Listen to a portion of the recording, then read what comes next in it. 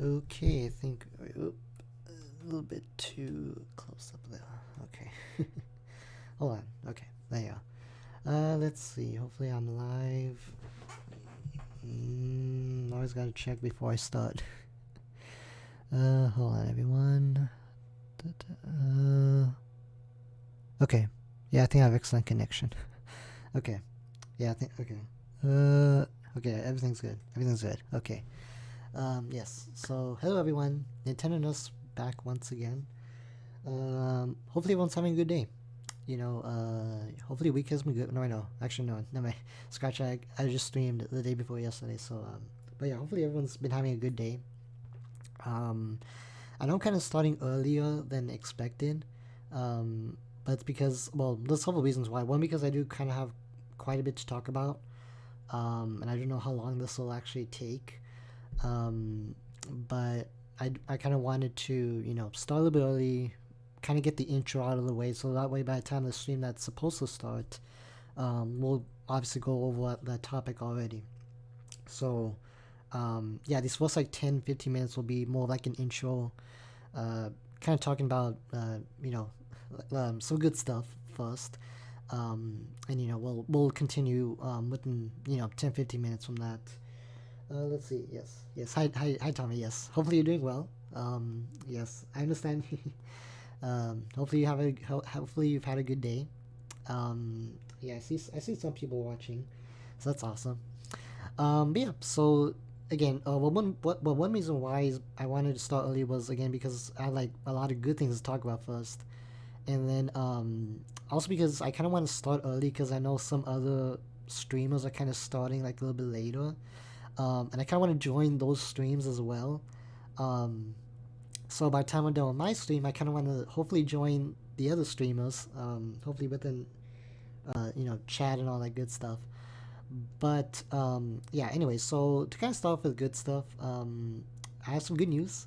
If you've been following my social media, I actually took my history exam today again, and I actually passed it. I passed all sections with pretty good grades.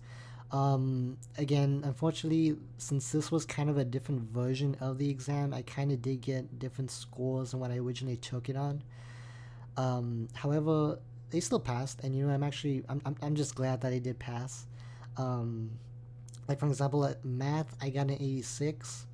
Uh, what was it? I think grammar was an 82, and then well, reading was kind of my lowest. Yeah, my lowest score, but it is considered passing, which is a 78. Which again, I missed it by one question, get a B, but you know what? I passed it. That does qualify count. That does count. As a passing for the program. So I'm real thankful for that. And yeah, so combining those scores with the other tests I took the other sections on, which was an anatomy, physiology, and also what is it? Vocabulary. Yes. I was able to submit my application earlier today to my first college university. Again, I kind of changed between the two, but it's same thing for me, anyways. So yeah, I did submit the application already for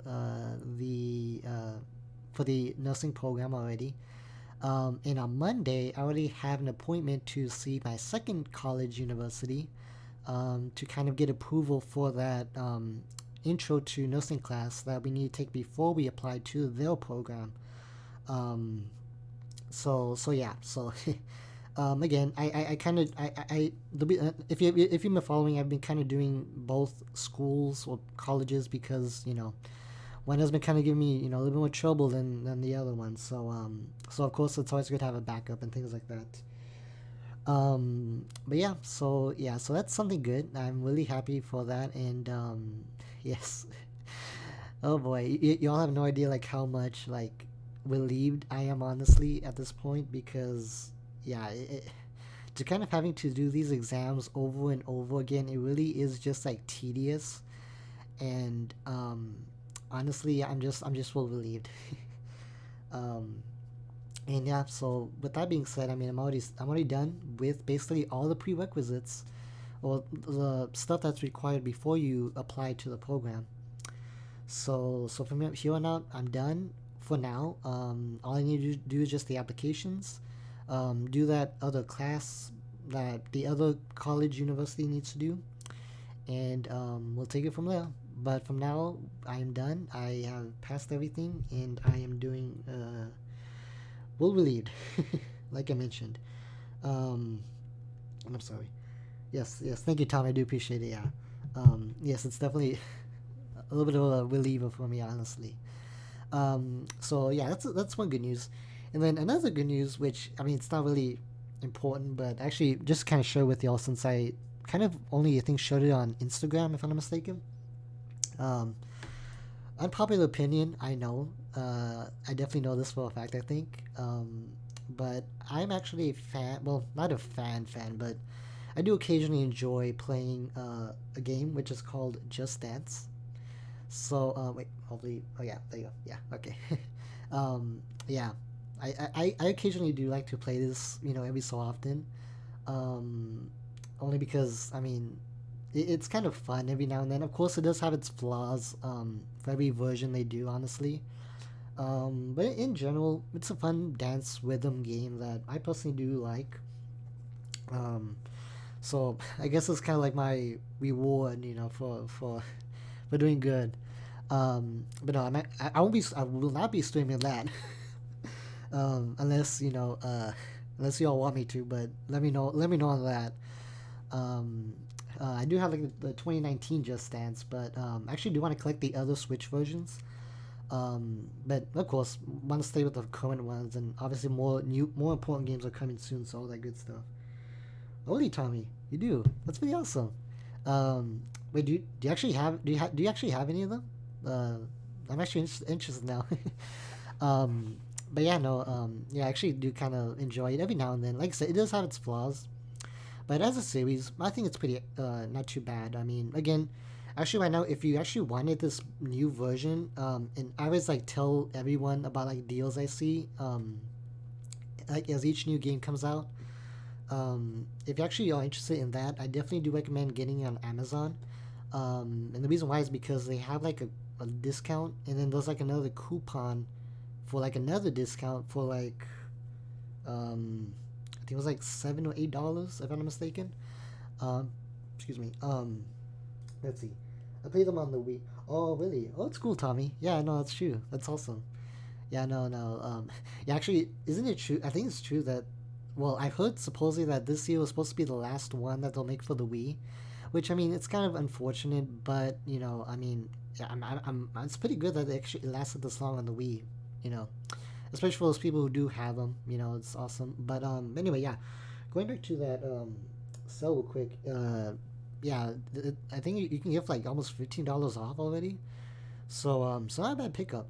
Honestly, I mean, like, that's kind of what I've been seeing recently on these couple of new games. Recently, for example, like Super Monkey Ball, Mario and Sonic, Just Dance. I'm not sure what else. I think there was no, not Pokemon yet. No, I don't think they'll actually reduce that one.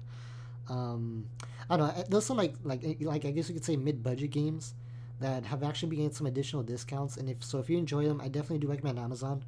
Only because yeah, you get some pretty good deals. Sure you have to wait like an extra day or two, but it's not bad. But it's not bad if you actually have to to save like an additional $10-15. Um, but anyway, yeah, I'll just okay. That's fine, Tommy. No problem. Yeah, that's not a problem at all. Definitely understand. Um, okay, so yeah, so anyway, so kind of going over that. I think that's all the good news I actually have to talk about.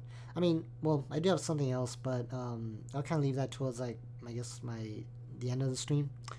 But okay, so now we're actually gonna get started with what we need to talk about, and today's discussion. So I guess like a disclaimer, before we actually start. This is gonna go over sensitive topics. There'll be some real life examples, real details, and even I will be sharing like a little bit of a story.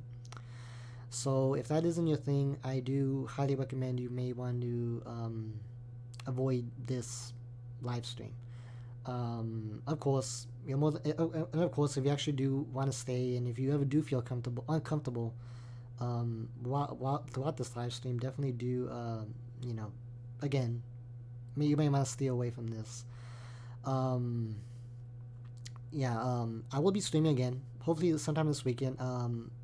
It'll be kind of like a celebration stream, so you won't. So just kind of let you know before we start.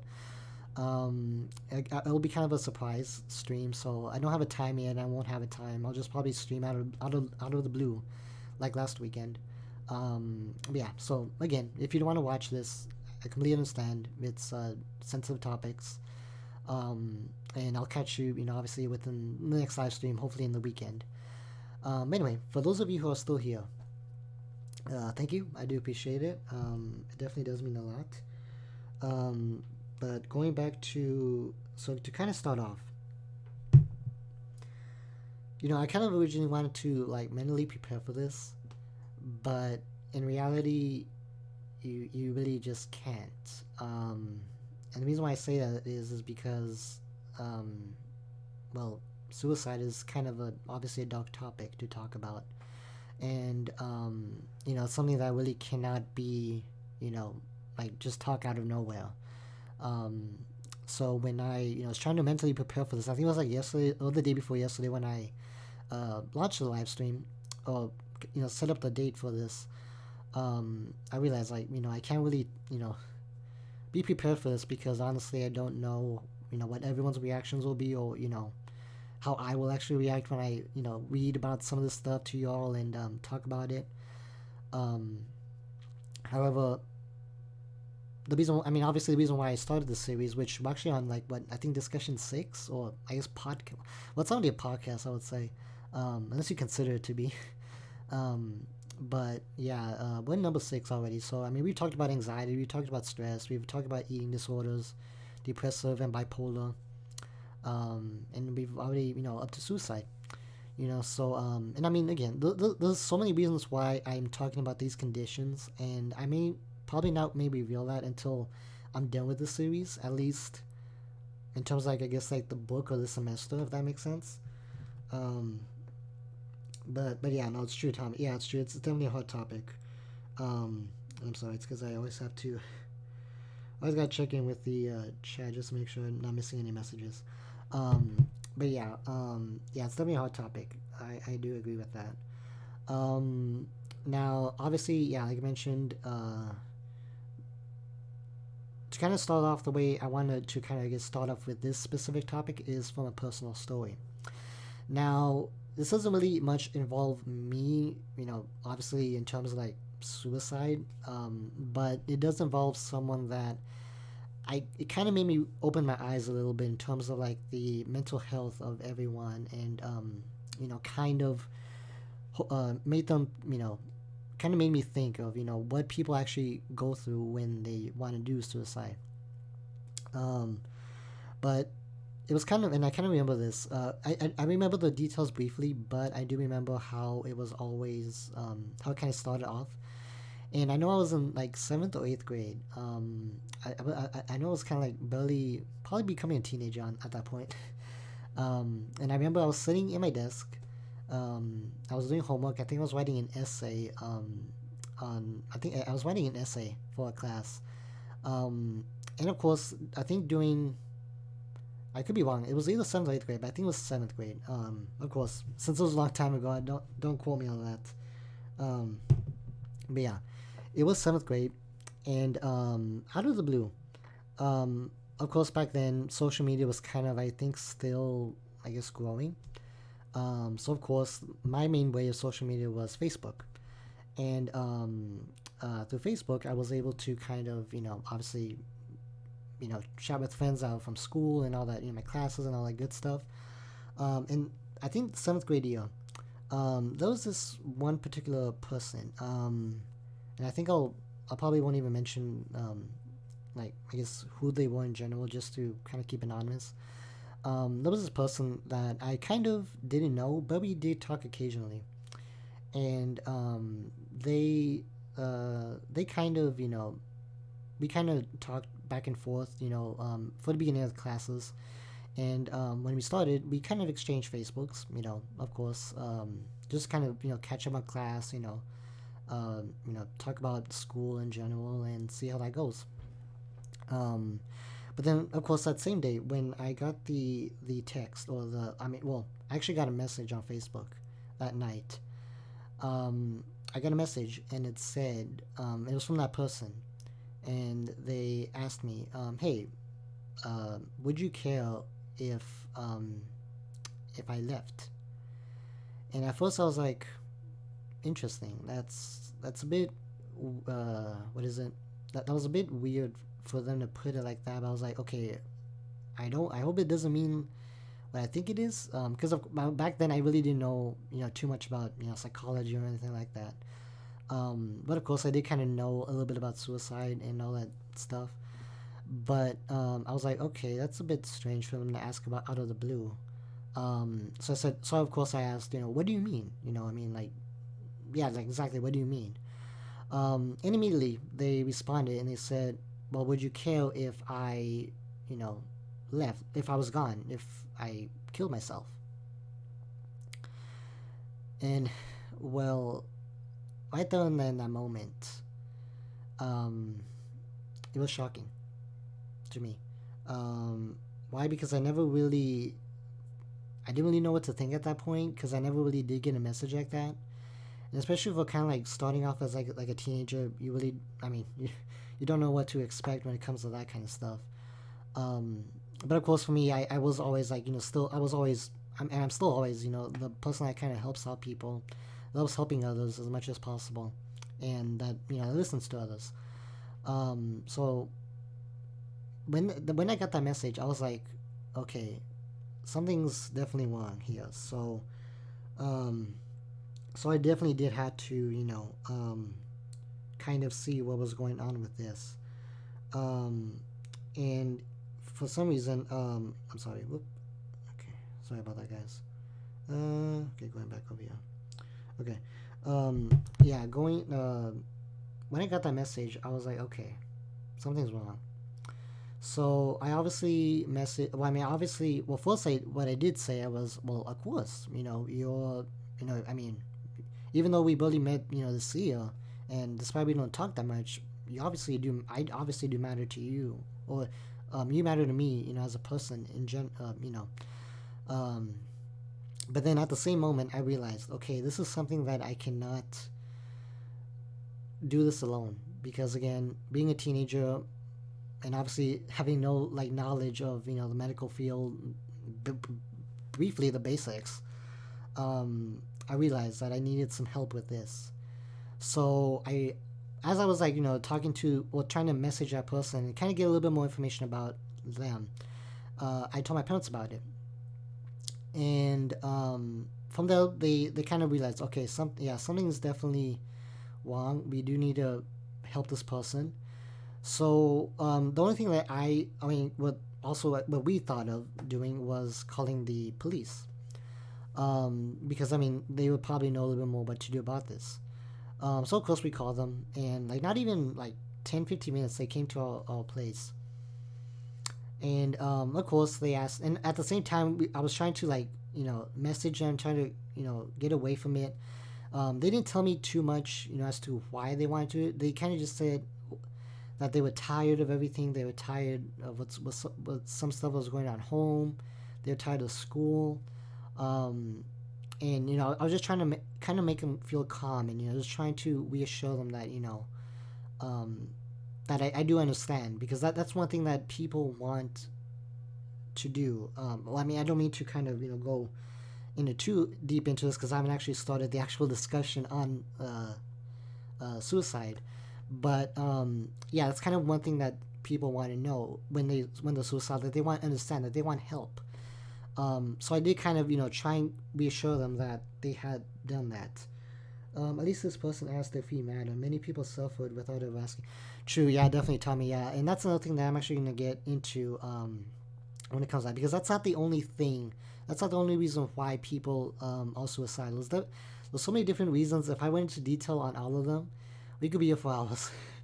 But seriously, generally, yeah, I mean, that's kind of why I kind of go into like some of these things in general. I do go over everything, but I do go things in general, because again, if I talk about the specifics, it would be again a little bit of a longer discussion, and it may not be too, it may be a little bit too difficult for, you know, everyone to understand. That's kind of why I kind of give it, I try to give like the normal definition of everything else. Um, but anyway, yeah. So when the police came, of course they asked me, do I know this person? The information. What was the Facebook name? What school? Obviously the basic information. And they said, that what they'll do is they'll look up this person. They will, do a home visit. Which, if you don't know, it's kind of like a wellness check on the person. For those who are like suicidal, or even if I'm mistaken, I believe if they're self harming themselves, they do a wellness check to kind of make sure the person is okay. And they, obviously they took down the person's information, and they were like, you kind of handled this, you all kind of handled this pretty well. And even my parents told me that. I mean, they even told me that. I said, yes, it's good that you kind of addressed it to us, because um, you wouldn't know what would happen if I didn't, if you had not reacted, or if you didn't tell us in the first place, from what you did. Um, so of course they kind of did the thing. I don't know exactly what happened, but I do know the next day in school, I did see that person, and they just said, they smiled at me and they said thank you. And of course, it didn't seem like they wanted to share what happened, but from at least from the response and the, like, obviously facial expressions, it did seem like they did get the help or something that they needed. And honestly, that really did bring, a smile into my, or it did bring, happiness in myself. Because I'm actually glad that I did, do the right thing. Because again, for being a teenager, would you? I guess for being like, for example, I want to say maybe like 10 to 13 years old, maybe. How would they react? I wonder how each, how a different person would react. But again, that's kind of like a little bit of a story. And of course, afterwards, they seemed a lot better, thankfully. Unfortunately, though, after I think I left middle school, I never really did get in contact with the person again. So, how they're doing today, I really don't know. Um, yeah, I personally don't know how they're doing.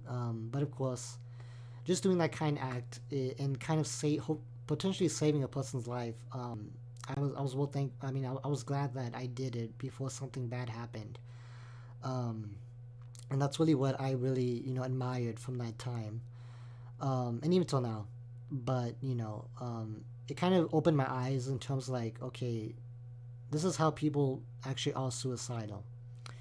Of course, I kind of wanted to already knew my future occupation either way. But it kind of made me a little bit more into a reason why I wanted to join in the first place. That's to kind of help others and save lives. Um, but again, that's kind of like a little bit of a story, in terms of my own perspective from suicide. After that, I never really had any other stories. Um, yeah, I really can't think. No, I never had. I don't have any other stories regarding that. But again, just kind of want to, I guess, do this as an opener, to what I wanted to talk about. And yeah, again, suicide. It's not easy. It's really complicated to kind of understand a person when they're going through it. Because again, you really don't know what they, are really thinking. Sure, they may seem fine too. Remember that. But yeah, I remember that as we go along through this section. But deep down inside, they really are not. You know, they may not be feeling what they show out in the outside, and that's something to to kind of think about as we go through this section. Either way, I know some. Yeah, yeah, definitely, Tommy. I definitely understand that. Yeah, um, it's true. Yeah, it's definitely hard to kind of understand that. And that's kind of why I always wondered what made people think about suicide wise. But of course, with me reading the chapter, or with me being in abnormal psychology, of course we kind of talked through that. And believe me, when I read the chapter, I think it was on Sunday, this past Sunday. I definitely needed a break afterwards because I was like, yeah, this is too emotional for me to kind of like uh, continue. I mean, I did read the chapter, but I kind of just like cut off, um, my whole homework that day, and I thought, okay, you know what, I'm gonna take a break for today. Watch another streamer that I do follow, and and it was awesome. It was a good time. It did bring my mood up a little bit better. um, but yeah. So yeah, so now we're gonna kind of go into the actual chapter itself and go into the actual discussion of what is suicide, how it's caused, and why does it happen. So of course, let me before that, things like this they're hard to forget. True, yeah, definitely, Tommy. Yeah, it's really always hard to forget because again, it really does open your eyes in terms of like, you know, it makes you wonder what made them, want to go through that, um, and I mean, yeah, I mean, it's the only experience I've noticed so far, but it's always been in my mind, ever since then. And from going through this chapter, it kind of brought some explanations and I guess insights. But of course, it doesn't answer all the questions. However, it does at least bring a good starting point to why it's important to kind of everyone to know about at least the general basics of suicide. So obviously, how I like to do this. Let me see. Yeah, shoot, Tommy. Yes, definitely. It's always a good. Oh no. Okay, hold on. That's good. Yeah, that's true, Tommy. Yes, it's always good. That's right. And if you actually like, I guess, pay attention to like the music that I do, or kind of like for the streams, each stream actually, I always like search for music that really makes like my mood or the type of music that fits with the theme. And believe me, I'm a real big music advocate. If you ask me like any artist, I do. Well, not any artist, but different types of artists. I'll say like that for the least. I really do follow a lot of artists because they each of them has like their own special like message, and one day I'll maybe stream and talk about that for a second. Maybe, well, I mean that'll be a good topic. At least that way y'all will know a little bit more about me. But I don't know. Y'all let me know about that. It'll be real interesting to talk about my music interests to y'all as well. And believe me, I'm a real music collector.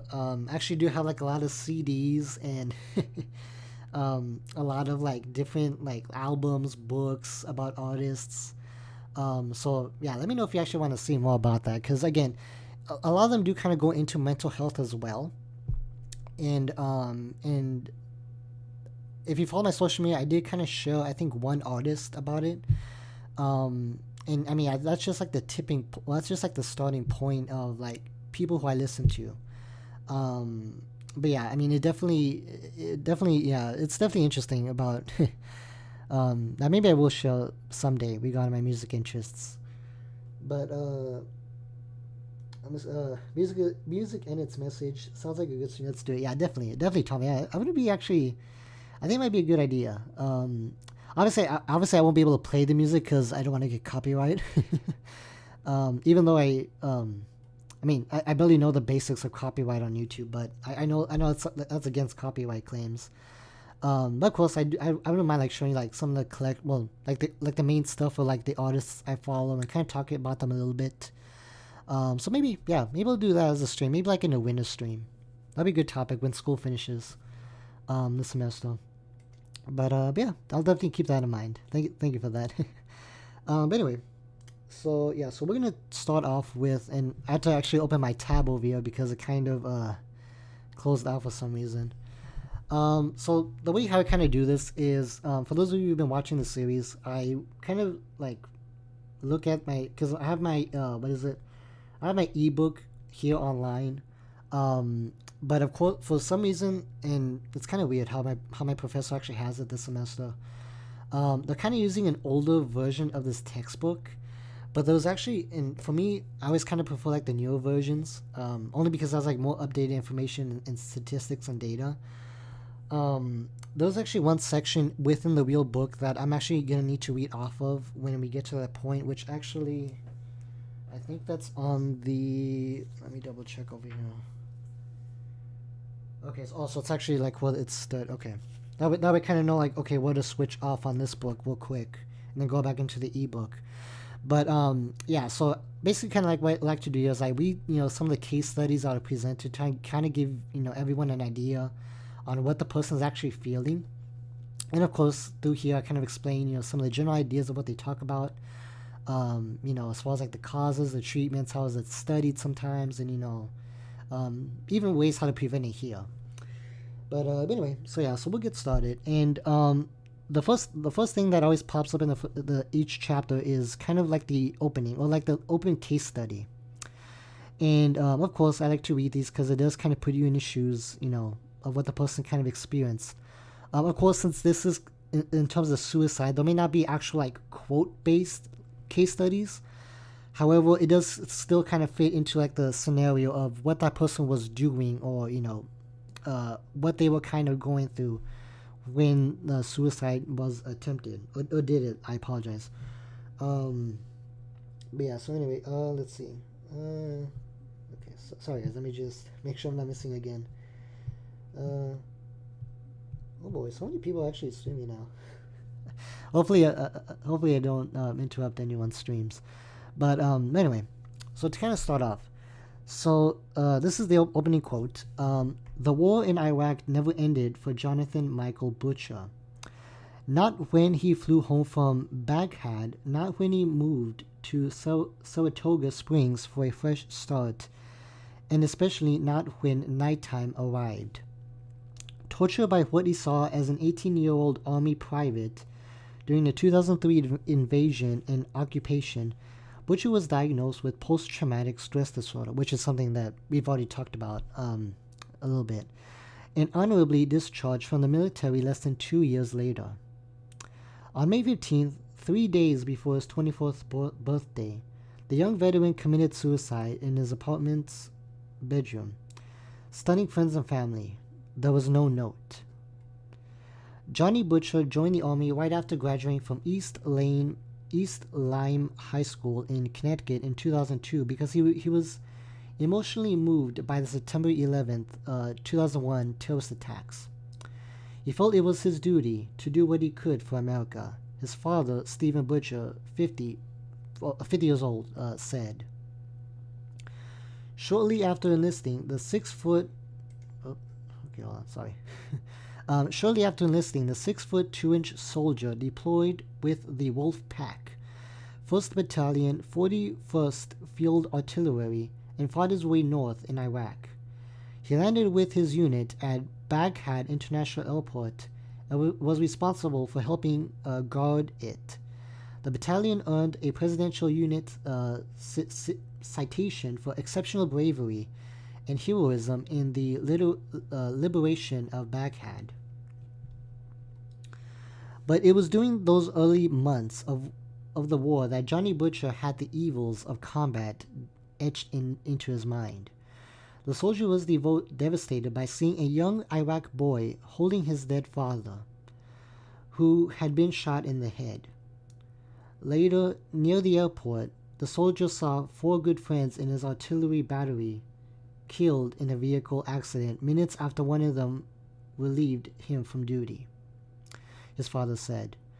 Butcher tried to rescue the soldiers. The deaths and other things his son saw deeply impacted his soul after he returned because he was sensitive about family and very patriotic, Stephen Butcher said. But when the sun set, memories of combat and lost friends rose to the top, causing the former artilleryman severe nightmares. Sometimes he would curl up in a ball and weep, causing his parents to try to comfort him. At nighttime, he was just haunted. Stephen Butcher said, haunted, I think, by war. Bitterness about the war had crept in, and the troubled former soldier started drinking to calm himself. Excuse me. Supported by a huge family he adored.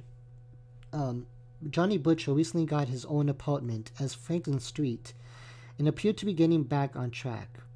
He seemed to be calm and enjoying life, but it was difficult to tell, and he was still fearful of sleep. His father said they had plans for a hike, a birthday party, and attending his brother's Jeffrey's graduation. Then, without warning, Johnny Butcher was gone. He hanged himself next to a Bible, his army uniform, and the garden statue of an angel, said his mother, whom discovered him after he failed to show up for work for 2 days. End quote. There. So, as you can see, yeah, that kind of point. And actually, let me go back to my main stream before I actually continue into the chapter. You could tell that that young, the young man, Johnny, he really did, he seemed like he was actually getting better, but and truthfully he wasn't, and he committed suicide. And of course, going through, obviously some stressful events, that is one, reason why, or one common cause as to why people may attempt suicide, because of the things that they see and the different conditions that they have. For example, PTSD, we've talked about it already. If you haven't watched it, in general, it's basically severe mental trauma that you see maybe like, if I'm not mistaken, I think 6 weeks after a traumatic event that you experience. And of course, one common thing of PTSD is from combat, like Johnny did. But of course, that is one example in terms of that. So of course, that's kind of like the opener for that. And from now on out, we kind of just go through the section itself. So of course, and here's an actual, I guess like an actual good fact, general fact of suicide for y'all. As you're watching this stream right now, there's probably at least one person right now that is either committing or has already done suicide. And that's the truth, because in general, there's actually about 123 suicides per day. And actually, suicide is one of the 10th common causes of death within, I believe, the U.S. And I mean, obviously, if you do the math, it really is a lot of people that, die from suicide each year. But yeah, just quick fact for you on that one. But basically, and actually, to kind of give you introduction. So basically, people who kind of attempt suicide is called parasuicides. Now, it's kind of difficult to kind of determine what is suicide, because you really don't. It's kind of uncommon, because there's a difference between suicide and some other common accidental deaths. For an example, accidental unintentional drug overdoses, automobile crashes, drownings, those kind of examples, they can happen unintentionally. Of course, like for example, when you think of like, drinking excessively, or drug use, you can see that's kind of more about a substance abuse disorder, which for that we will actually be going over maybe next week. I really don't know what section is that on, but they kind of confuse as others in terms of, was it really suicide or was it not? In fact, I think I know a good example. If I'm not mistaken, I think it says in my textbook over here. No, wait, no, it's actually no. He was actually real. Okay, I think one that was actually real. I think that was unintentional, was Mac Miller. I could be wrong on that one. Don't quote me on that. I haven't read into. I don't really recall his actual case on that. But if I am correct, I think his was accidental drug overdose. Which is, he's a rapper. If you don't know, I'm not too familiar with him. I just know obviously like the news outlines. But I think he was accidental overdose on drugs. But of course, that's where the confusion starts, whether it was actually intentional or was it not. But just kind of giving an example on that. Now, of course, um, for okay, so yeah, that's kind of an example, and of course, from what it says, it kind of suicide is like one of number 10th in the list, and just in the U.S. per year, it's about 40,000. Um, and I'm sorry, Tommy. Depression is often self-medicating, but yeah, true. Yeah, that's also another thing too. Which actually, that's another thing that I'll talk about when we get to that section. But that's true. Depression is one other reason why um, people do commit suicide. And I think that's actually the number one cause of suicide people. But yeah, so kind of that's actually true, Tommy. So now here's the thing about suicide. Suicide is not really classified as a mental disorder, and the reason, even though it's kind of not considered suicide, there has been some discussions whether it should be called suicide behavior disorder. Only because it kind of does. It would qualify because since they want to try and kill themselves within basically the last 2 years. But of course, since this has not actually been introduced, they haven't actually done so. They haven't done the change yet. So right now, suicide is not really a mental health condition. It's just more of an act, or yeah, basically an act from probably a present or even a non-existent mental health condition. Um, then babysitting when my niece is by the way. Oh, that's good, Tommy. Yeah, that's good. Hopefully you did well. Hopefully they behaved well. But yeah. Anyway, I'm sorry. I'm just trying to read the chats also. Don't want to miss any other messages. Uh, okay. I'm sorry. I just actually started this. Avenue. Okay. Let me see. I'm sorry. Uh, I keep messages. I have an area with an abnormally large this question as well. Oh, really, Tom? That's kind of interesting.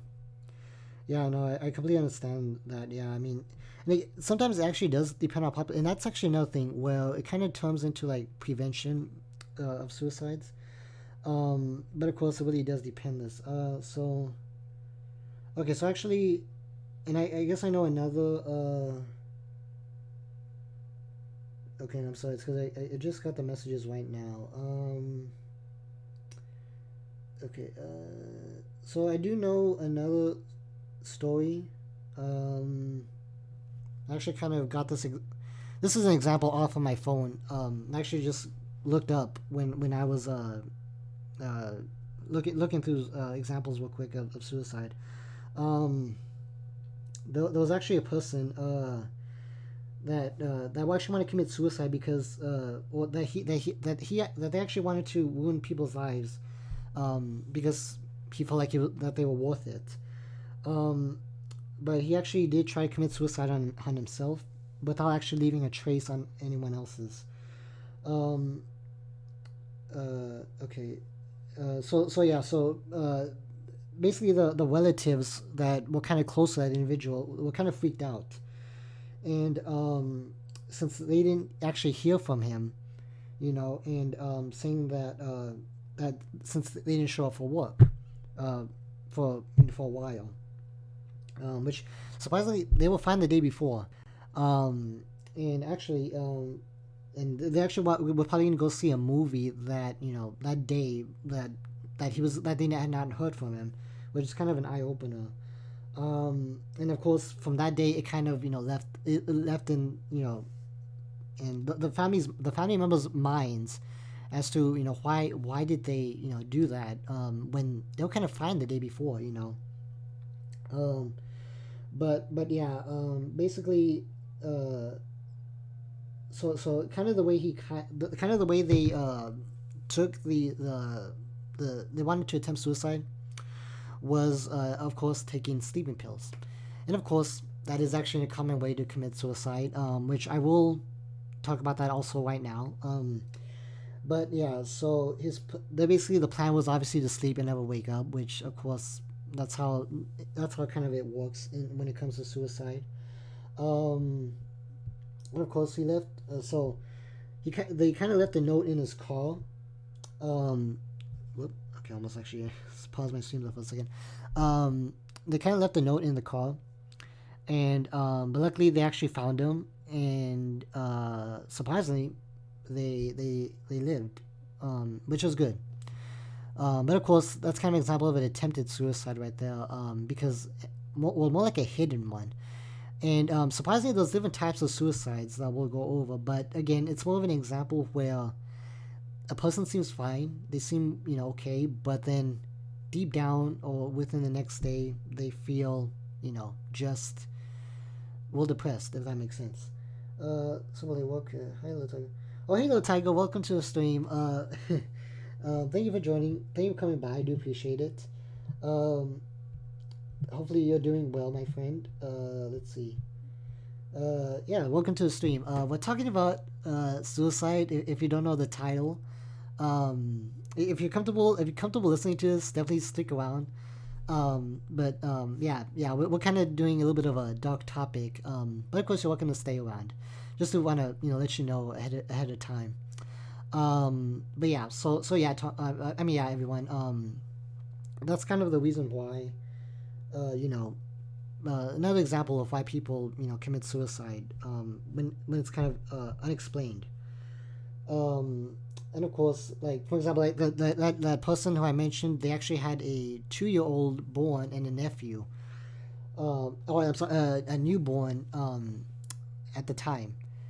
So I mean, yeah, I mean it's real sad, and it really is a mystery. Why do people commit suicide when they have like all these positive stuff around them? Or I mean, yeah, it seems to be positive to to others, or even maybe to them. But of course, what people experience, it may be more hard for them to kind of deal with all that stuff. Um, but yeah, that's definitely something that we will also talk about as well as we go along. And true. So kind of to begin, actually, what is the suicide? Obviously, so not every. So basically, suicide is basically an intentioned death, obviously, which is basically self-inflicted death in which someone basically takes an intentional, direct, and conscious effort to basically end their lives, which basically is like, for example, when you're having what is it? Uh, what's the name? I'm trying to think of the name. Um, Basically, when you're having intimacy with your partners, you always have consensual, consensuous. So of course, basically, like this in suicide, they give consent to themselves that they want to end their lives.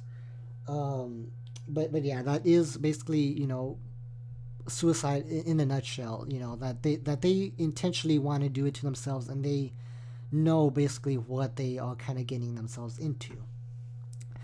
Now, intention does can obviously be in different ways. Um, and it actually have a different. I have several examples again for you. This again falls into different types of case studies, or like obviously like different detailed examples. But the thing about these different examples I'll be talking about right now is that each one is in a different situation. So have that in your mind when as I go through these examples. So of course, again, this is a case study, so I'll obviously quote, starting quote. Dave was a successful man. By the age of 50, he had risen to the vice presidency of a small but profitable investment firm. He had a caring wife and 2 teenage sons who respected him.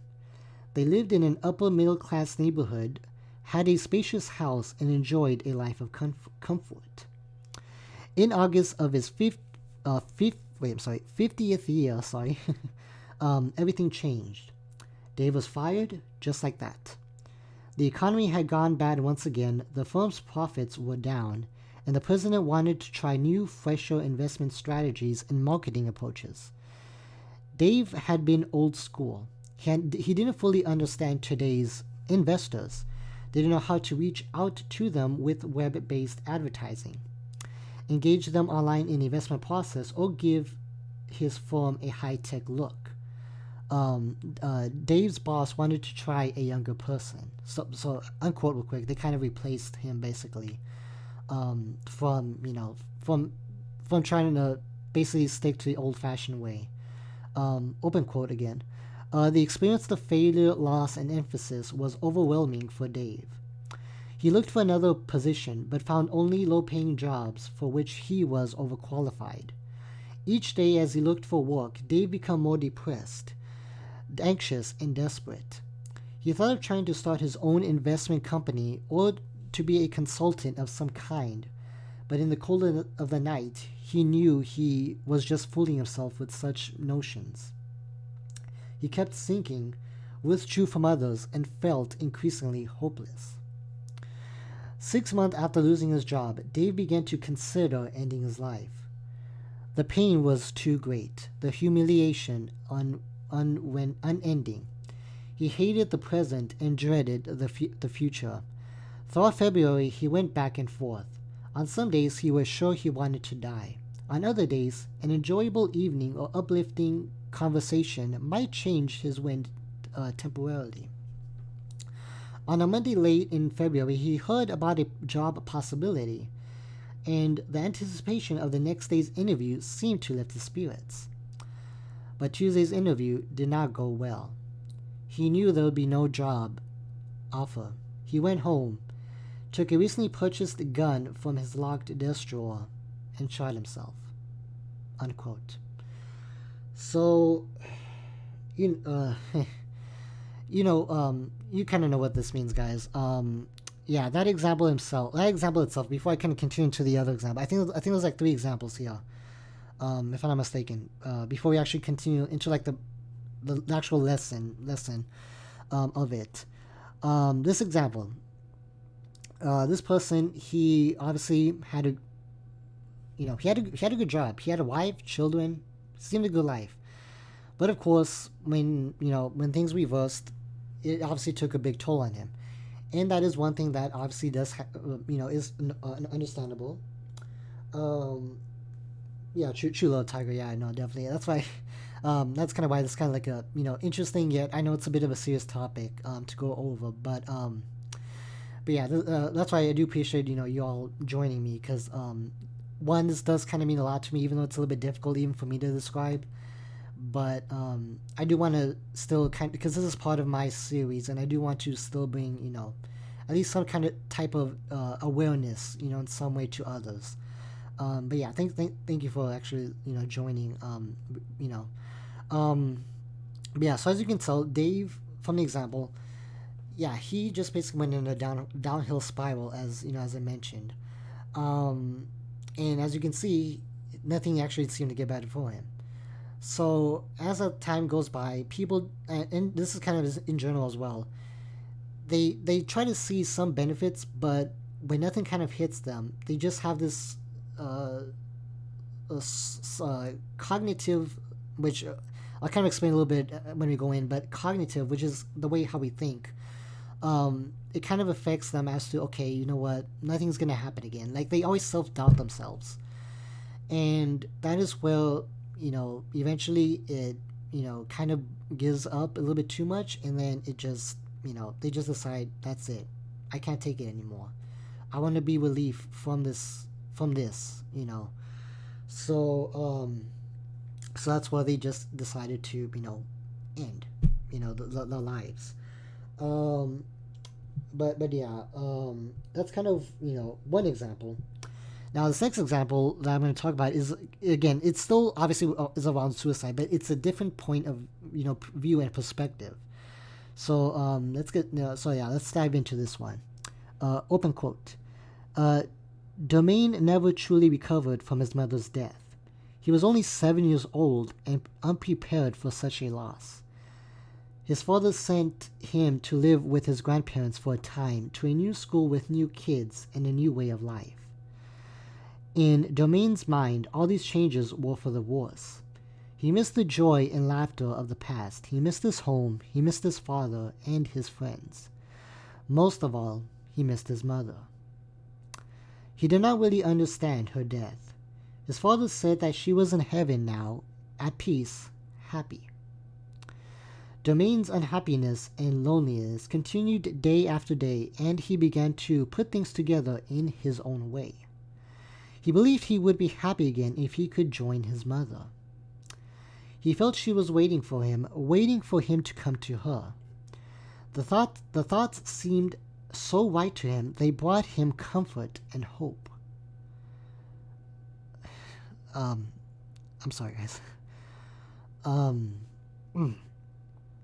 The thoughts seemed so right to him, they brought him comfort and hope. One evening, shortly after saying goodnight to his grandparents, Domain climbed out of bed, went up the stairs of the roof of the apartment house, and jumped to his death. In his mind, he was joining his mother in heaven. End quote. Yeah, sorry guys. Yeah, that one actually did. That one was the one that actually kind of, like, that was a little bit more sad, you know.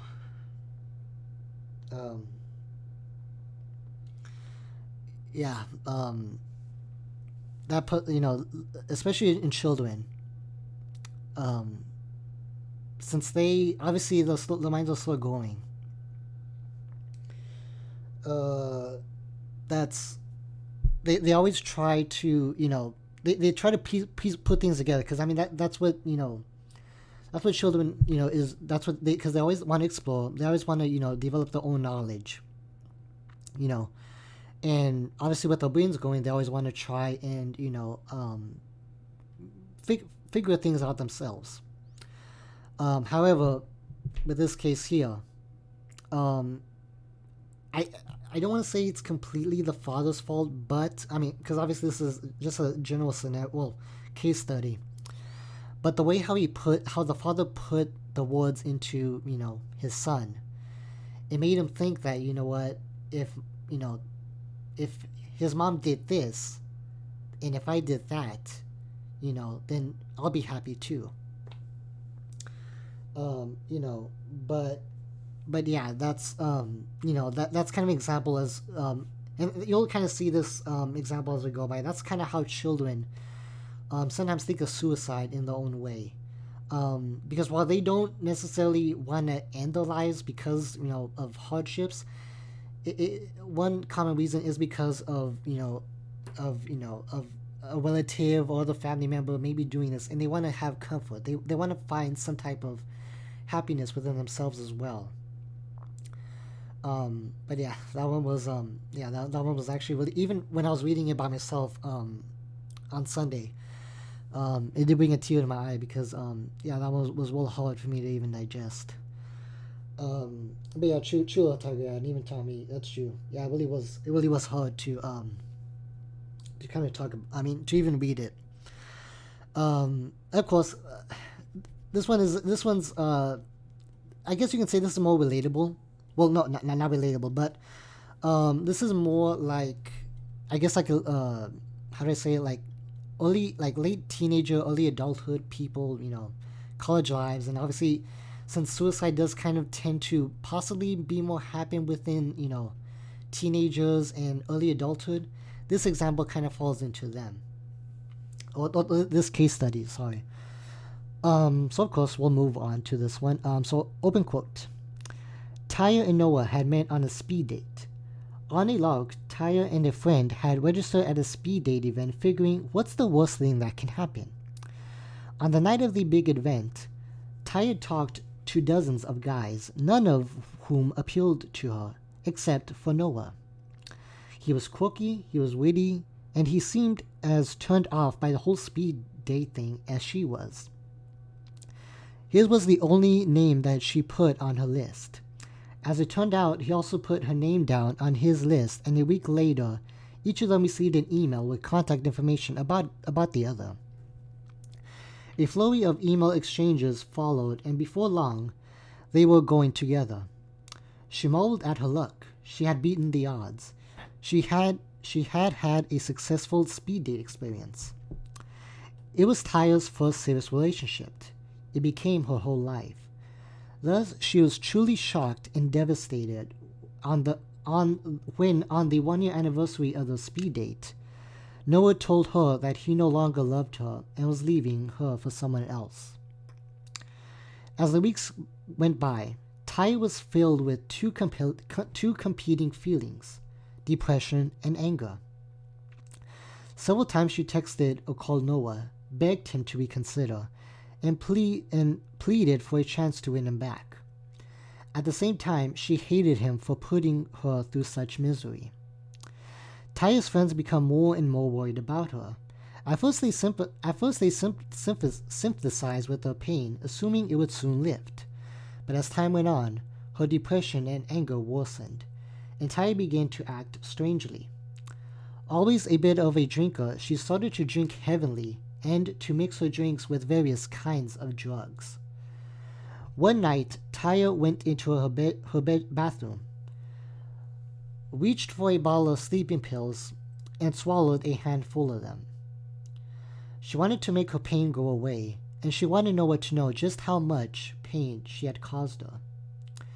She continued swallowing pill after pill, crying and swearing as she gulped them down. When she began to feel drowsy, she decided to call her close friend Dedra. She was not sure why she was calling, perhaps to say goodbye, to explain her actions, or to make sure that Noah was told, or perhaps to be talked out of it. Deborah pleaded and reasoned with her and tried to motivate her to live. Taya was trying to listen, but she became less and less coherent. Dedra hanged up the phone quickly and called Taya's neighbor and the police. When reached by her neighbor, Taya was already in a coma. 7 hours later, while her friends and family waited for news in a hospital lounge, Taya died. End quote. So, yeah. So another example again, guys. That is where it kind of, it's interesting because it really does. Again, obviously with people, example, you have relationships that really hit hard, and they end off quickly. And people, feel devastated by it. Some people, they, obviously, some are easier to recover, while others, obviously, they have a hard time, like Taya did over here. And she was devastated. It seemed like she couldn't move on from what she was feeling. So of course, her solution to kind of feel better and to kind of to kind of feel less pain was to end her life again as well. But of course, yeah, this is an example of like sleeping pills and several drinks. This kind of again deals like with substance abuse. But I mean, yeah, that's another example as to like how people do commit suicide on that. Let me see. I can almost relate to really Little Tiger. That's yeah, that's it's definitely not a good feeling, honestly. It's kind of it's different. So going back on these going back on the actual topic here, each example I kind of gave you all, there's different types of suicides, surprising or not. Well, it's kind of deaths. They're called deaths, but there's different types, and the 4 types are called death seekers, death initiators, death ignorers, and death darers. And obviously, when you so to kind of start off with death seekers, they basically try to end their lives. Obviously, when they attempt suicide, basically this really lasts only a short period of time, and what is it? So it's kind of like with Dave, for example, the middle-aged man where he lost a job. Since he had many misgivings about suicide and was kind of undetermined about it for weeks, but when he did it, he already had like a he already wanted to he had his choice. He had his own decision that he wanted to do it. Which basically guaranteed him a fatal outcome, unfortunately. So that's kind of what a death seeker is. So they always want to attempt it they always want to end their lives when they attempt it. but yeah, so that's kind of what Death Seeker is. And then now with Death Initiators, they they also want to intend to end their lives, but they act out with basically something is already in the way and simply okay. I see what they're trying to explain here. Basically, these death initiators they kind of speed up the process of ending their lives. For example, a lot of people who are in the elderly or the very sick, they fall into the death initiator, and the reason is because they, since already kind of like, obviously slowly going into that death stage. Um, People who are death initiators, they just uh, end it suddenly without having to go through that process. For example, actually, I think there's an actual example here, which Robust Nova. Let me see. This probably no. Actually, no. Sorry, that's a different person. Different example. Sorry. Um, but yeah. Basically death initiators always just try to end it quickly themselves before it kind of takes a toll on them. For example, what I think of is like Alzheimer's, cancer patients. What's another like I guess life or death type of thing. Um, I really don't know like whether I don't know another example like kind of like stole the pot like that it kind of ends in death regardless. Like yeah, any type of cancer or Alzheimer's they obviously do kind of end up in death unfortunately. But yeah, these death initiators they just end it themselves early so they don't have to go through those phases. Because they believe that they won't be able to get better. Also, that's another thing to think about. Uh,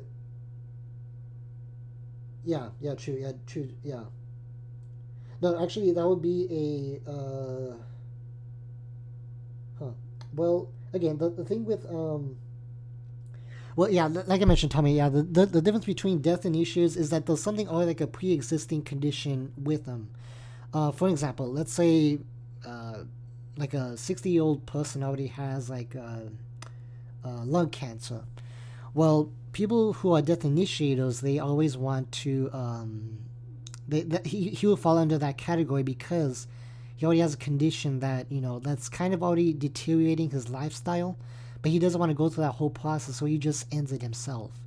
So that would be considered like a death initiator. Now with death seekers again, it kind of basically they just want to end it when they attempt it. So while yes, people can have mixed feelings at whether or not they should do it, when they do it, it just ends with it right there.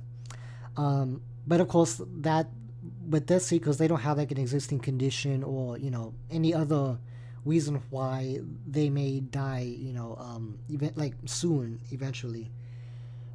If that makes sense, hopefully. Of course, if you have any questions, do let me know also. But moving forward, there's another one that's called Death Ignores. Now, this kind of feels. This actually does kind of go with the what is it kind of like with the little I believe it's yeah little boy which is domains with the one about the mother that he wanted to meet with the mother. These he would fall under death ignores, and the reason why is because uh, when they kind of they will mean the end of their existence, which means basically they believe that they are trading their lives for basically a better experience or better or happier existence. For example, like with domains, and the funny thing is with death ignores, this falls into a lot of children because that's kind of that's kind of the common way why children tend to do suicide themselves because they feel like domain they fall they with the adult believers they reach another form of life which again they kind of want to make that approach to have that happiness in each other's they're trading their lives for a happier what is it a happier time or happier, existence, which is basically the afterlife, from what they believe. And of course, like I mentioned, this actually does fall into children, because they tend to they kind of tend to believe around the same aspect of like what Domain did, of seeing his mother again, of the belief of that. Now, Death There Was the final one. They kind of have mixed feelings.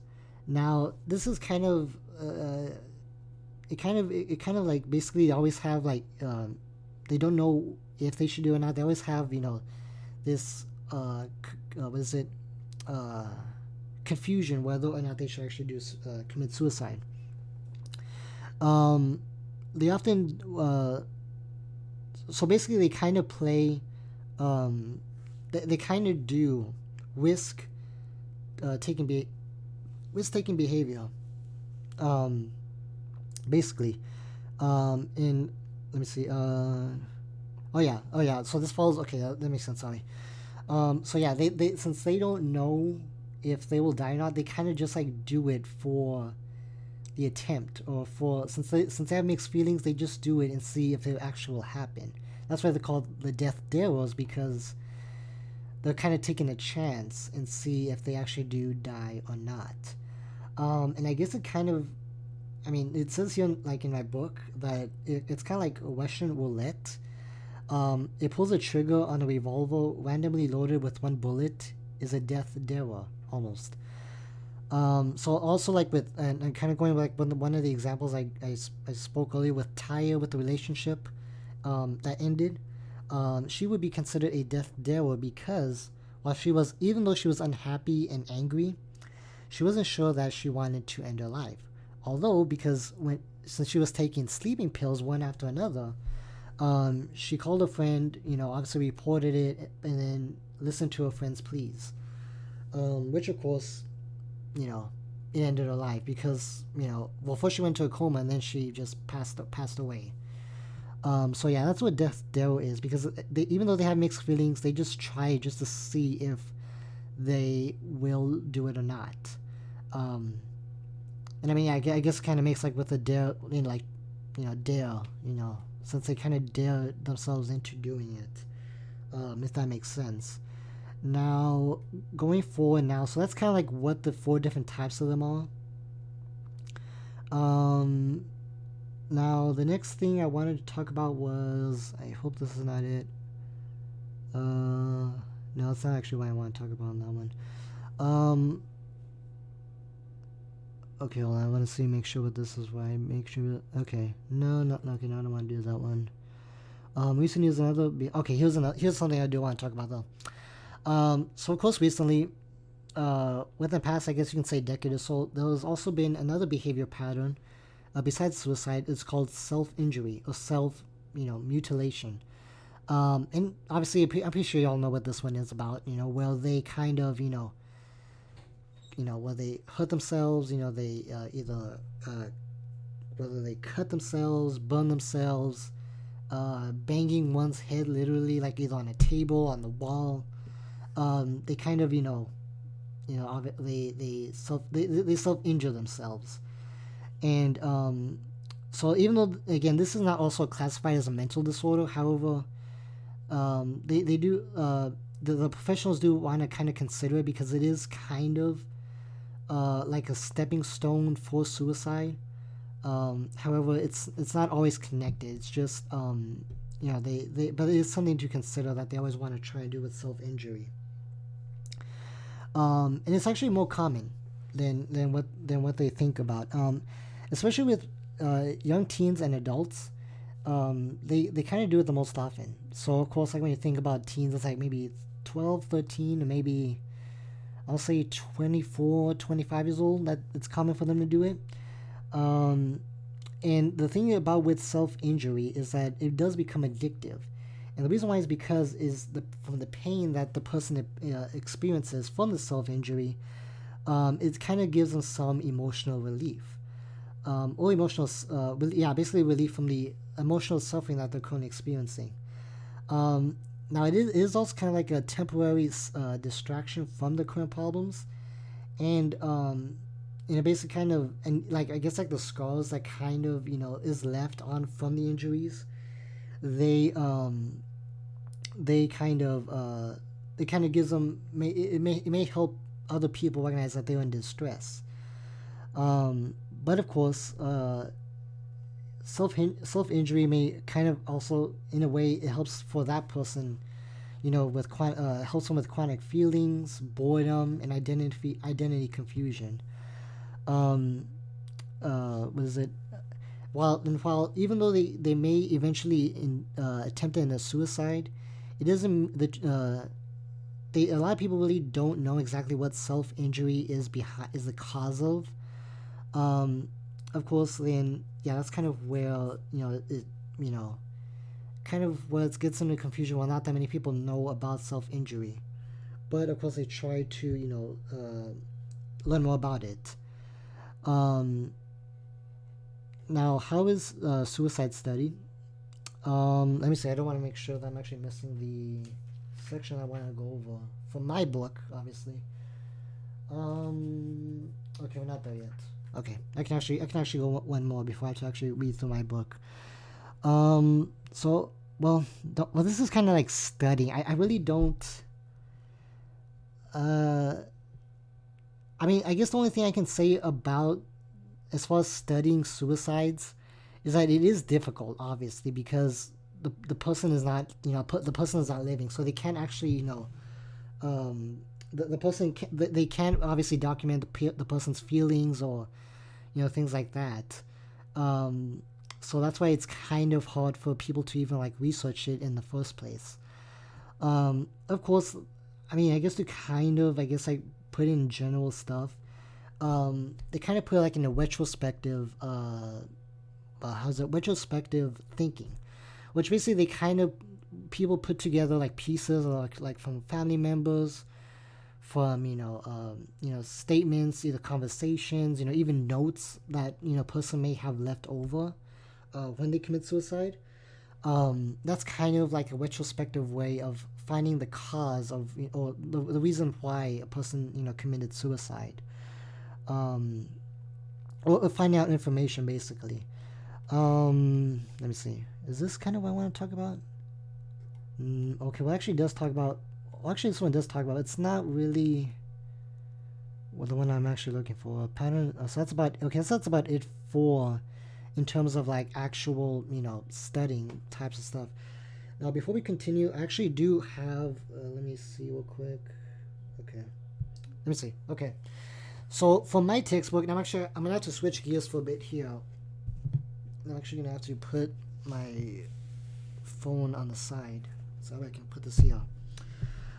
This was kind of not in my ebook version of the book, which again I don't know why my professor doesn't use the newest version, but either way, this is kind of relating to like in today's standards, and what I mean by that is by like the internet, social media, and I'm actually gonna.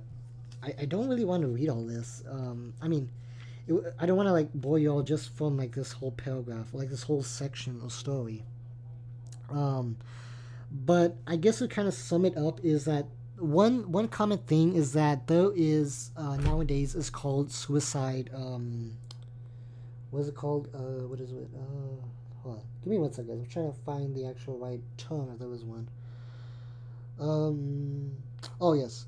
So it's called suicide groups. Well, yeah, it's basically like suicide websites and groups that kind of are committed to suicide, and they kind of like different, and like I mean, by the name itself is that it kind of gives people information on how to commit suicide, how to post the videos on it, how to kind of get it spread around, and I mean, which I mean, again, I really don't. Not that many people know why. Why people want to do it, and actually, actually, I do want to tell y'all why they actually do this, and I know it states here. So let me actually give me a second while I actually look into this real quick. Okay. Okay, so let me see. Okay, no, well, it's not telling me here. I thought it was actually over here. Huh. Interesting. Well, anyway, I apologize, guys. I thought for that, reason, or I thought for that example of like common trends today, it would actually show up. But yeah, that is one thing. Well, they kind of like make videos, have social groups, websites, and they post on YouTube even, um, which is kind of surprising if you think about it.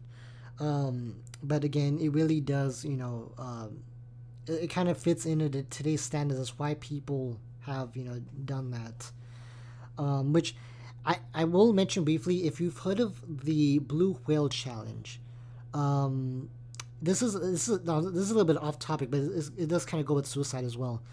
The Blue Whale Challenge basically was like an internet type of theme or popularity scheme where there was kind of like a challenge every day, and it kind of started off with simple stuff, but then eventually it resulted in the person committing suicide. Now, of course, when that kind of took place, that's when like obviously the social media kind of fought back into kind of having people to stop from doing that. Um, I'm gonna go see you later. Thanks for sharing this. Okay, yes. Bye, Tommy. Yes, no problem. I do appreciate you joining by. Yes, yes, no. Hopefully you do catch the rest of it later. If not, I do appreciate you stopping by regardless. But that's good. No problem.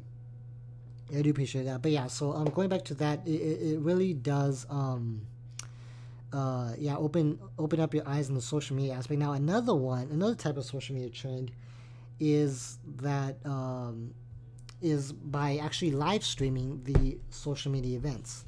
And I'm actually done with the textbook over here, so I'm actually don't need that. Um, yeah, the social media, where they live stream like their own suicides, which there was an example where of a person doing it. Um, but yeah, they kind of like they kind of like live stream on Facebook, for example, and they kind of obviously live stream their own suicide. Now, especially on Facebook, they've been kind of doing this lately.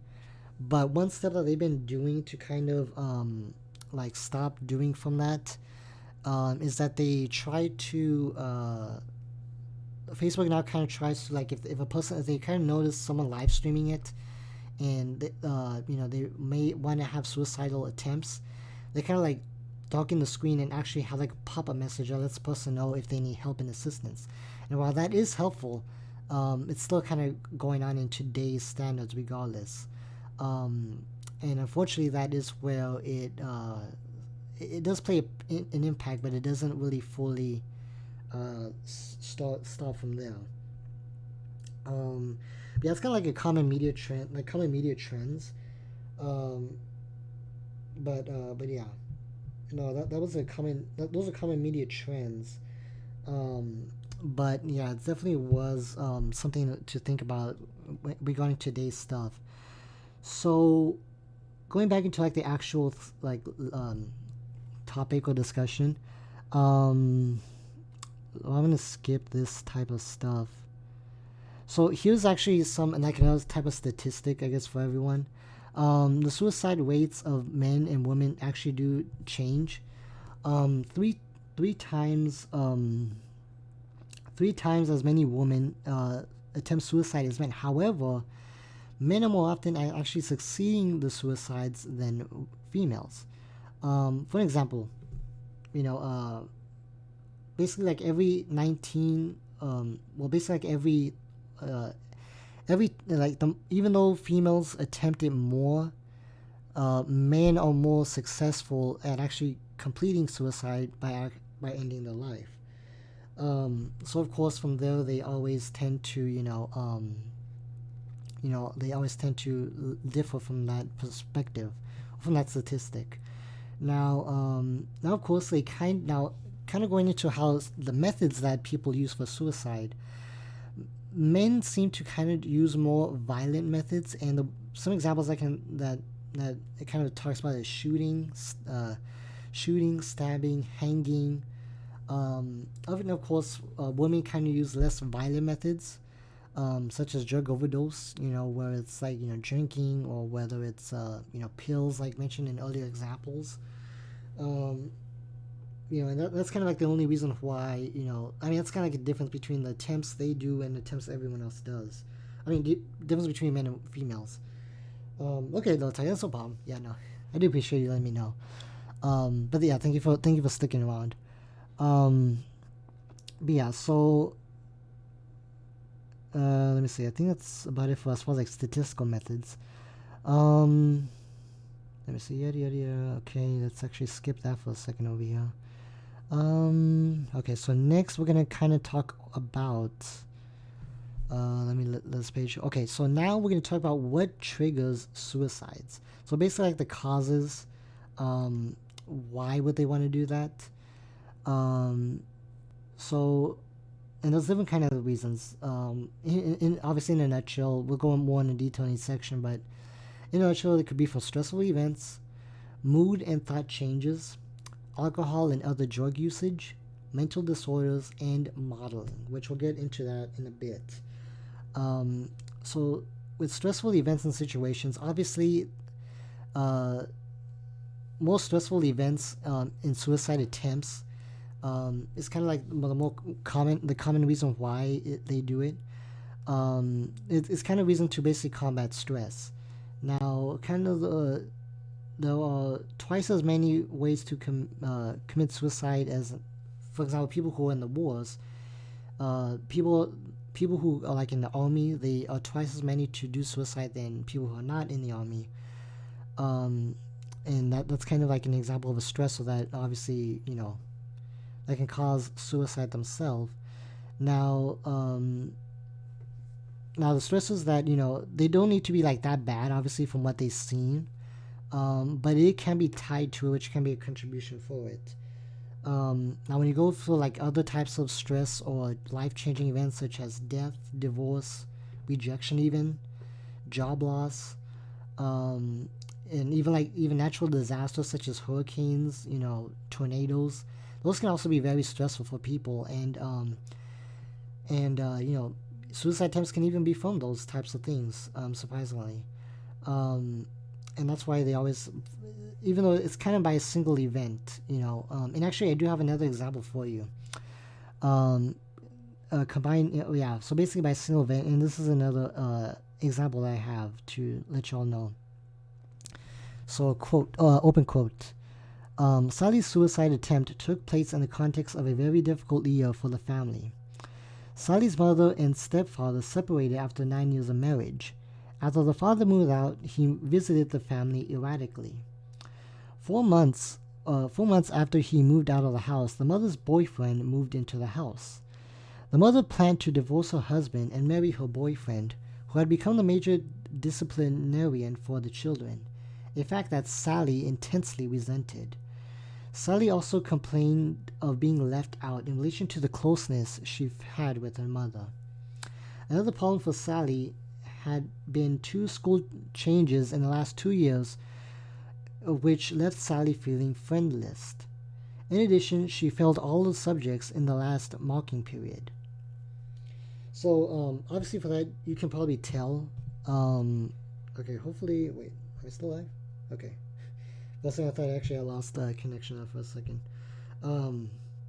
Yeah, as you can see, let me see. I'm sorry.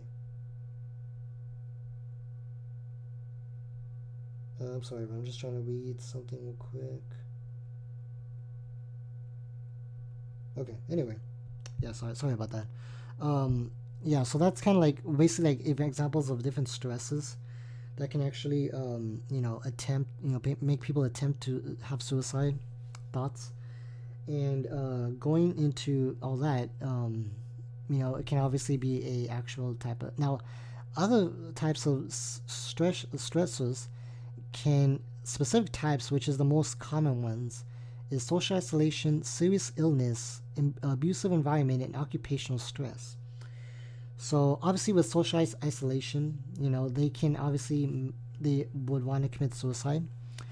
Of course, because since they're not really connected, or they don't actually attach to people, they feel vulnerable, and they feel suicide thinking. So they kind of um, what is it? They feel left out basically, and they want to have a sense of belongingness.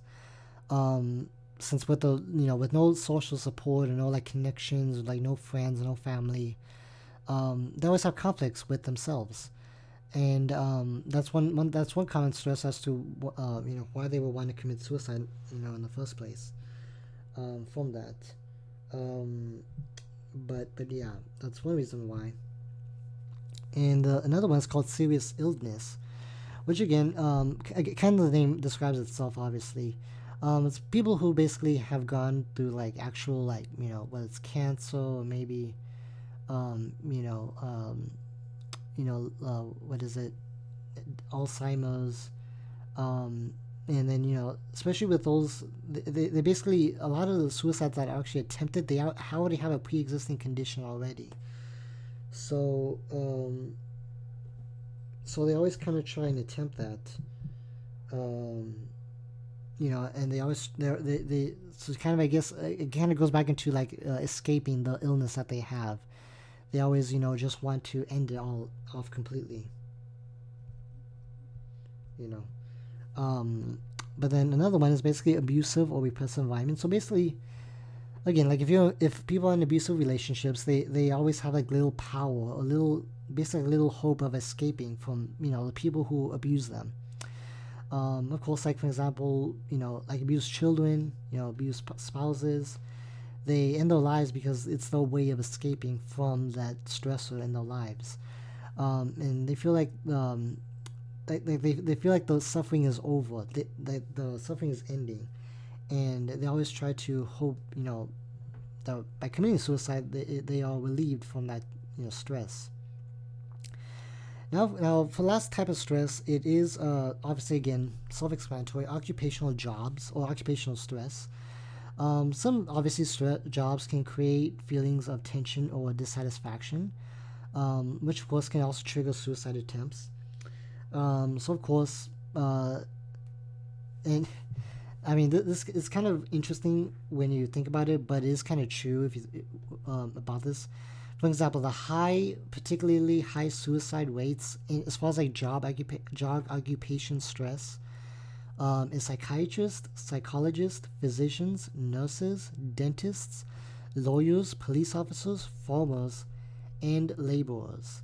Um, so it doesn't mean that obviously that each occupation has will cause suicide, but I mean perhaps like people who may be unskilled or who are like too unsure, or they feel at tasks they feel like um that it's too much of a stress for them to handle, so they always try to find a solution, and for them suicide is the option. Now, kind of going into like the next common cause of suicide, moving away from stressors, is mood and thought changes. So, kind of basically, people from different moods, for example, anxiety, tension, frustration, sadness, can increase thoughts of suicide. Um, it's kind of like a psychic. They call it a psychic, and because since people who have psychological pain, they always have like this. Let me see. Sorry, real quick, guys. Real quick. Okay. Yeah. Sorry, guys. Real quick. Anyway, going back. Yeah. Basically, the mood changes obviously trigger something. Obviously, trigger a suicide. Attempts, because yeah, they always have a higher they have like a lot more psychological pain or emotional pain for them to handle, so they always try to find, that's the way of relief from that. um so I kind of leave. I mean, yeah, basically another one's like hopelessness. Well, they basically have a belief where they won't ever will, like the problems will never go away. For example, I think the one we talked about was with the job, the one, it doesn't show the name here, but the one that had the job where he kind of gave up on finding hope, he had a sense of hopelessness. So that's kind of, a cause as to why people would commit suicide on that. But anyway, going back to, so we're gonna skip, okay, this part over here. And yeah, we'll skip that part as well.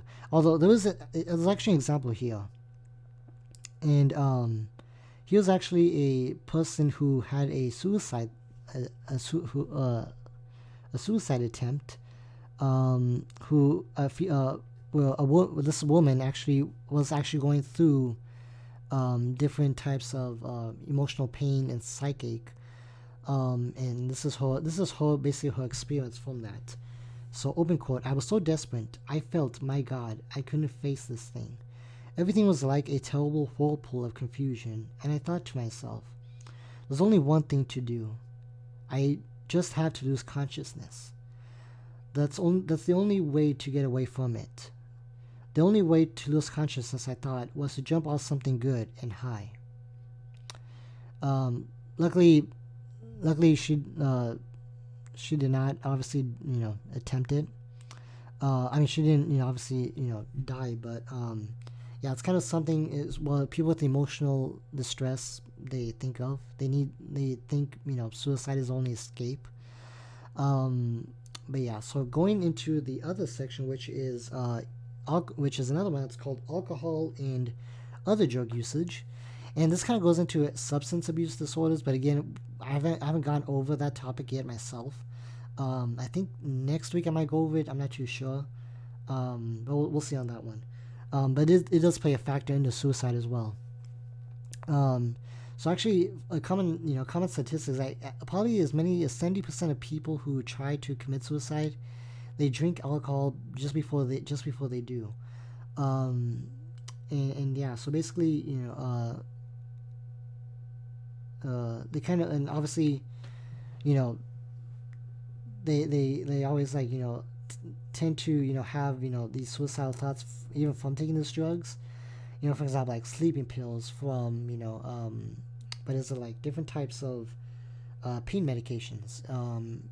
Obviously, if they were abused from this, they can obviously have suicidal thoughts as well, which they would kind of be considered also like a death derrow, because they would always take more and kind of wait to see what happens.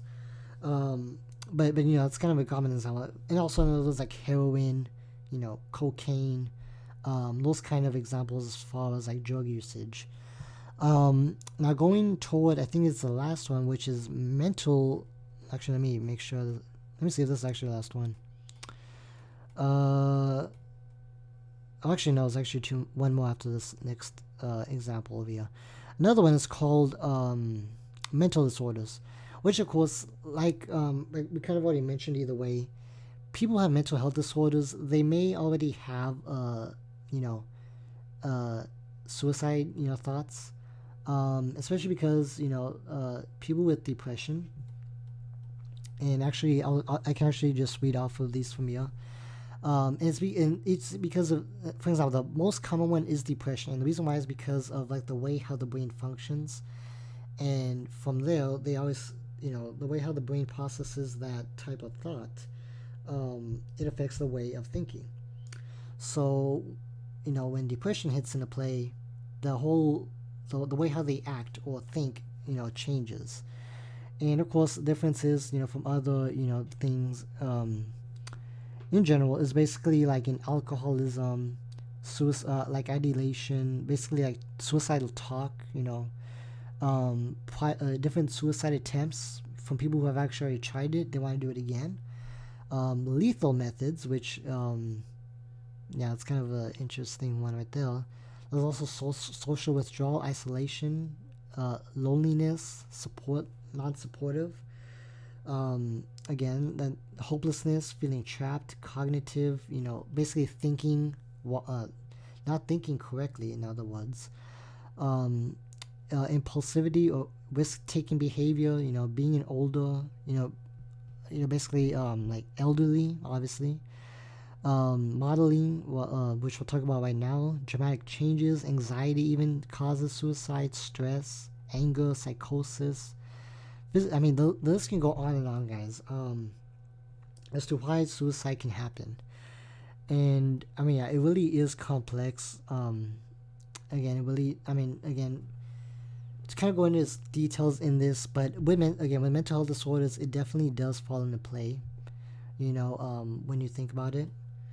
And so, kind of moving on, the last one is basically called modeling. Um, Now, basically, the thing about modeling is basically kind of copying.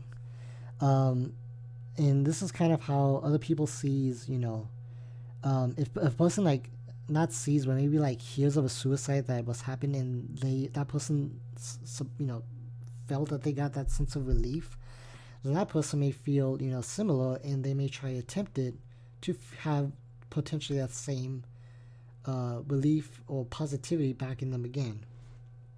Um, and yeah, that's kind of the reason why they would, do that in the first place. And yeah, it's kind of where it always began. As far as a modeling for that. So again, I mean, that was kind of self-explanatory. It's just more like a copying type of based scenario. Of course, if one sees it, then one does it. For example, family members and friends, that definitely hits people hard. Celebrities, even, um, and even publicized cases. For example, like famous suicides. That was like on the news or on social media and all that stuff. That definitely can be a modeling effect. Um, and the last thing is like coworkers and colleagues, but that's like the least common for it to happen. And all that stuff. But moving on, so that was like the causes. Now there's underlying causes of suicide. Um, Now to kind of go into this a little bit further. Um, Let me see real quick. So it kind of is basically towards the same, like how the little boy felt in meeting his mother.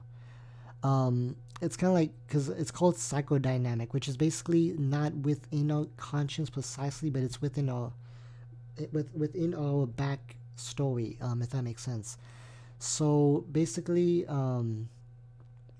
people who kind of lost conscious. I mean, I'm sorry, no, one thing. Basically, if they lose like a loved one, and when they like as they grow older, they may realize that, okay, you know what, if this person did this, then maybe I have to do it as well. It's kind of like something like with the modeling type of cause. But again, it kind of just goes in a little bit more deeper as where it originates from, which is kind of like what the childhood starts off with. Um, and actually, I think let me see. No, I don't want to do that one, honestly. Research. Okay, no, I'm gonna skip that part. Yeah, I mean, it just goes like in a little bit more of the history and things like that. That's not what I want to do. Talk about at least the history parts. But and then the social. No, not that one either. Okay, and then I think this is the last one actually, as far as like the underlying causes, which is something. And I actually need to explain. So the underlying causes is something that it's not easy to detect unless either a person gets counseling if they survive from a suicide attempt, or they get tested for this type of stuff. And the last thing is like biological view, which is basically either like hereditary, genetics, something from even our brains, such as hormones, which I believe it's what is it like? Is it serotonin? I believe that's the chemical that I'm looking for. Um, yeah, serotonin. Yeah, serotonin. No, yeah, okay.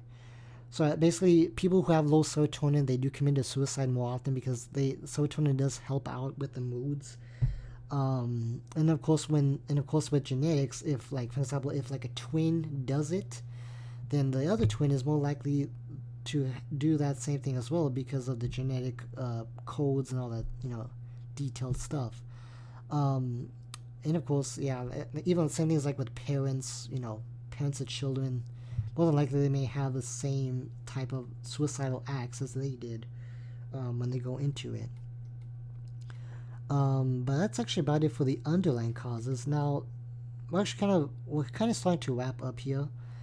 Um, And this is kind of where like examples fall into play again, because we're gonna not these last two things is what we do is we're talking about is it linked to age groups, and then how is it treated and prevented.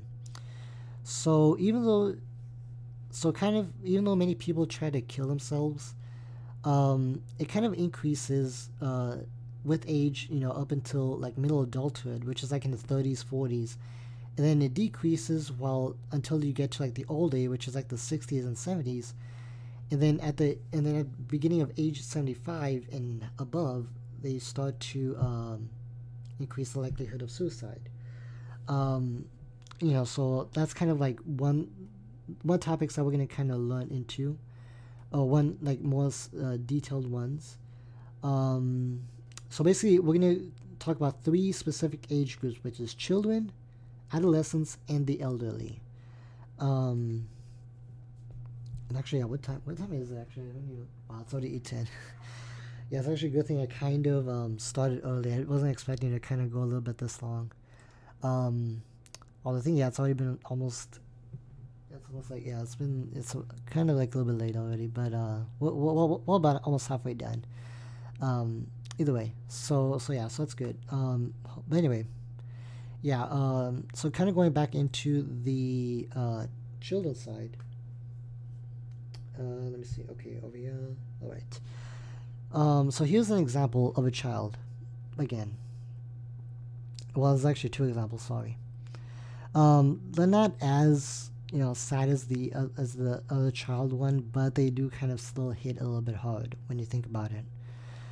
So open quote. Tommy and his younger brother were playing together, and an altercation arose that was settled by the mother, who then left the room.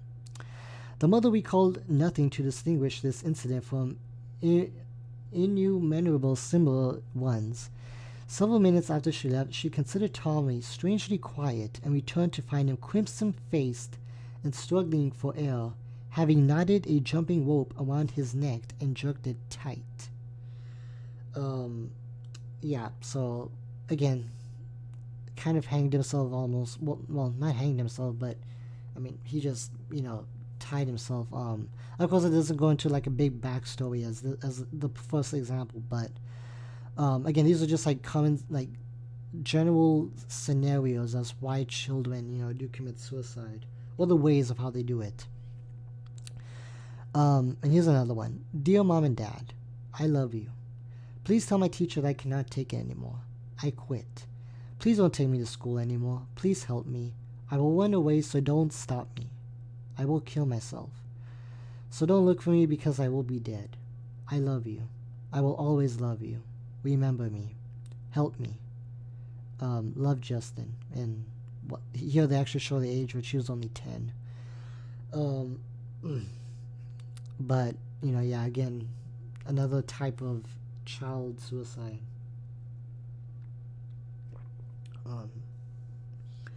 That, kind of an eye opener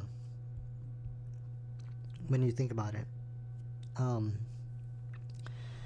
Now, even though it's been kind of kind of going back into the topic, going back into the discussion, even though it's not as common in children, it's actually starting to been increasing in the recent years, or recent decade, I'll say.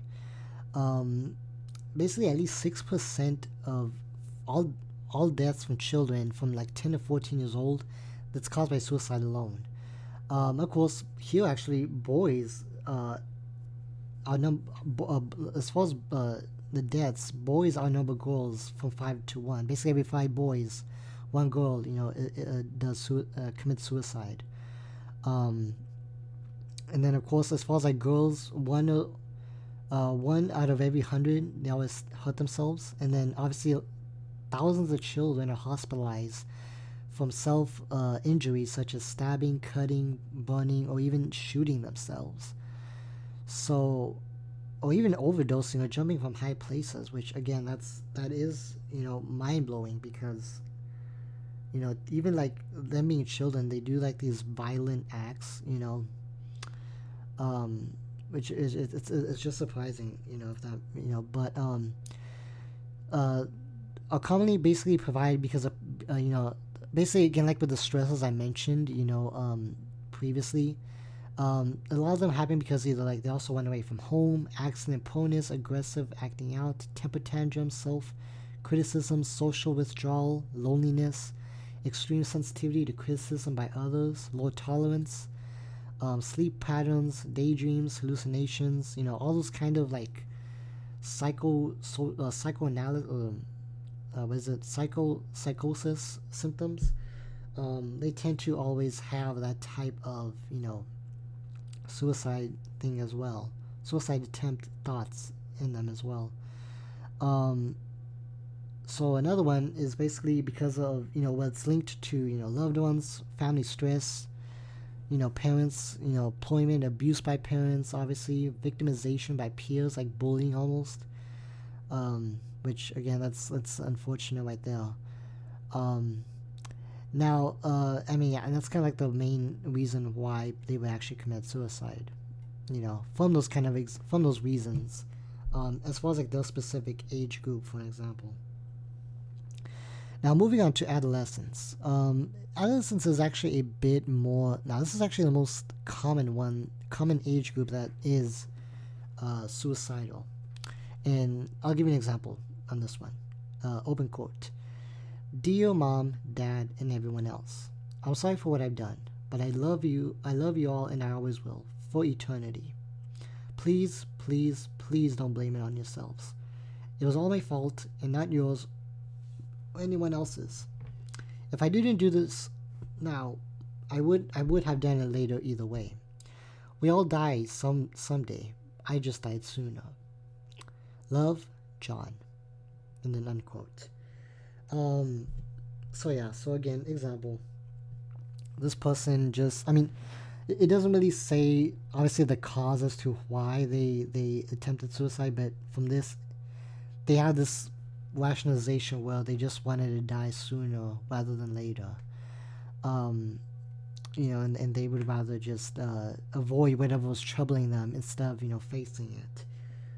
So again, it kind of falls under that category of teenage suicide.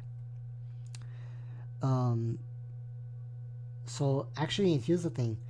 Basically, starting at the age of 13, uh, 1,400 teenagers from 13 to 18. Um, there's that many teenagers that commit suicide every year. Imagine that number, 1,400. And that's just within the U.S. Imagine the world. Could be thousands more.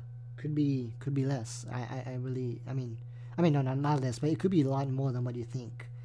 Um, and 4%, actually, uh, and yeah, 10% deaths are from the result of suicide for adolescents alone. So I mean, yeah, it's like 1/10 of all the deaths of adolescents. Um, Again, it's something that we'll think about right here. Um, so basically, a lot of with teenagers, and again, this is for a specific age group. It's because mostly from clinical depression, and of course, low self-esteem and feelings of hopelessness. Um, and they also kind of try to have problems with anger, impulsiveness, and even have already issues with drug and other alcohol usage. Um, and some also have deficiencies in the kind of resolve problems on their own. And that's, if you add all those conditions on top of trying to solve your own problems, it just won't happen, unfortunately.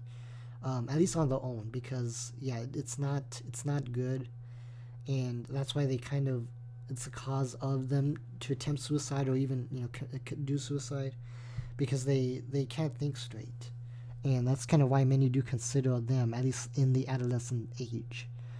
And of course, because they all under great stress, they can be poor relationships, family conflict, peer relationships, social isolation, all those other stressors. It can be a good cause. I mean, it's a cause of suicide attempts.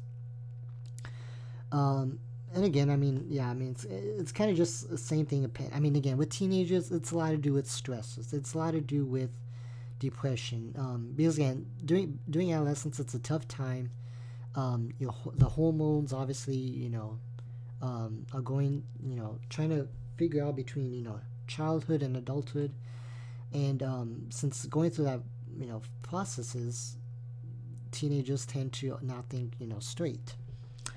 And, they, at least they always try to, kind of go based on the judgment. But I mean, they kind of go with their instincts rather than judgment, or, the impulsive thinking, if that makes sense. Um, let's see where we are. So yeah, so it's kind of the same thing. So I mean, that's about it for. I believe that should be about it for adolescence. Um, no, that's actually not do that section of the. It's a multicultural. That'll probably be good to talk about. So then the last one for at least the age groups is the elderly. Now, this one obviously probably doesn't affect to most of y'all, but of course it's still good general knowledge to know. Um, so the elderly. That of course it opens with a case study. So of course with an open quote, Rose Ash Rose Ashby walks to the dry cleaners to pick up her old but finest dinner dress. Although shaken at the cost of having it cleaned, Rose tells the sympathetic girl behind the counter, "Don't worry, it doesn't matter. I won't be needing the money anymore." Walking through the streets of St. Petersburg, Florida, she still wishes it had been Miami. The west coast of the Fountain of Youth Peninsula is not as warm as the east. If only Chet had left more insurance money, Rose could have afforded Miami. In St. Petersburg, Rose failed to unearth De Leon's promised fount. Last week, she told the doctor she felt lonely and depressed. He said she should perk up. She had everything to live for. What does he know? Has he lost a husband like Chet and his left breast cancer all in 1 year? Has he suffered arthritis all his life? Were his ovaries so bad that he had to undergo a hysterectomy? Did he have to suffer through menopause just to end up alone without family or friends? Does he have to lie in a dungeon? Is his furniture worn? His carpet threadbare? What does he know? Might his everyday be the last one for him? Of course, it kind of goes, and then as Rose turns into the walk to her white cinder block apartment building. Oh wait, hopefully, is it lagging, guys? Hopefully it's not. Okay, hold on. Okay, hopefully it's not lagging, guys. I'm actually seeing some lag on my phone. Hopefully it's not actually the stream itself. Let me just double check that. Real quick. Want to make sure it's not my actual stream because I don't want it to be that. No, I don't have any. No, I don't have any disk notifications. At least for my computer. That's fine. Anyway, so we'll continue from that when we left off. So, open quote: As Rose turns into the walk to a white cinder block apartment building, Fat Mrs. Green asks if she is coming to the community center that evening. Who needs it?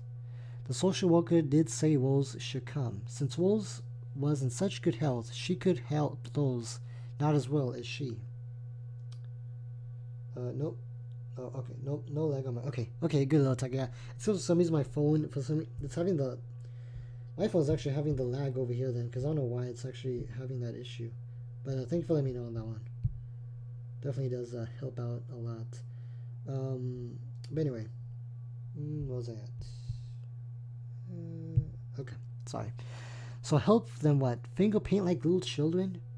Make baskets like insane people? Sew? Who can see the sew? Besides, who would appreciate it? Who would thank her? Who could she tell her about her troubles? Who cares? When she told the doctor she couldn't sleep, he gave her the prescription but said that all elderly people have trouble sleeping. What does he know? Does he have a middle-aged daughter who can only think about her latest divorce, or grandchildren who only acknowledge her birthday check by the endorsement on the back? Are all his friends dead and gone? Is all the money from his dead husband's insurance used up? What does he know? Who could sleep in this dungeon? Back in her apartment, Rose washes and sets her hair. It's good she has to do it herself. Look at this hair, so thin, so sparse, so frowsy. Who would a hairdresser think? What would a hairdresser think? Then makeup, base, rouge, lipstick, bright red, perfume? No. No cheap perfume for Rose today. Remember the bottles of joy Chet would buy for her? He always wanted her to have the best. He would boast that she had everything, and that she never had to work a day in her life for it. She doesn't have to lift her little finger, Chet would say, puffing on his cigar. Where is the joy now, dead and gone with Chet? Rose manages a very laugh at the play on words. Slipping into her dinner dress, she looks into the dresser mirror. It's good you can't see this face now, Chet. How old and ugly it looks. Taking some lavender note paper from the drawer, she stands at the dresser to write. Why did anyone warn her that growing old was like this? It is so unfair, but they don't care. People don't care anyone except themselves. Leaving the note on the dresser, she suddenly feels excited. Breathing hard now, she rushes to the sink. Who could call a sink in the counter in the living room a kitchen and Who could call a sink and a counter in the living room a kitchen and gets a glass of water? Trying to relax, Rose arranges the folds in her skirt as she settles down on the chase, which I'm guessing that's like a table or bed. Carefully sipping the water, she takes all the capsules so as to not smear her lipstick. Rose quietly begins to sob. After a lifetime of tears, these will be her last. Her note on her dresser is short, written to no one and to everyone. You don't know what it's like to have to grow old and die. End quote. So as you can see, that one was a little bit of a lengthy one, and I do apologize for that, everyone. Didn't realize it was actually a little bit of a long one, but obviously with the elderly, it's a little bit of a different situation. Because it's kind of a little bit more hard for them, since obviously they're kind of, slowing down in terms of like development, growth. Their lives are kind of like settled now for the some most part. And it's not easy, but yeah, so one thing I can always say though is, actually, I think wait, hold on, guys. I think I need to take a quick break. Yeah, I do have to get one message real quick out, but I will be right back. I'll be just 1 second.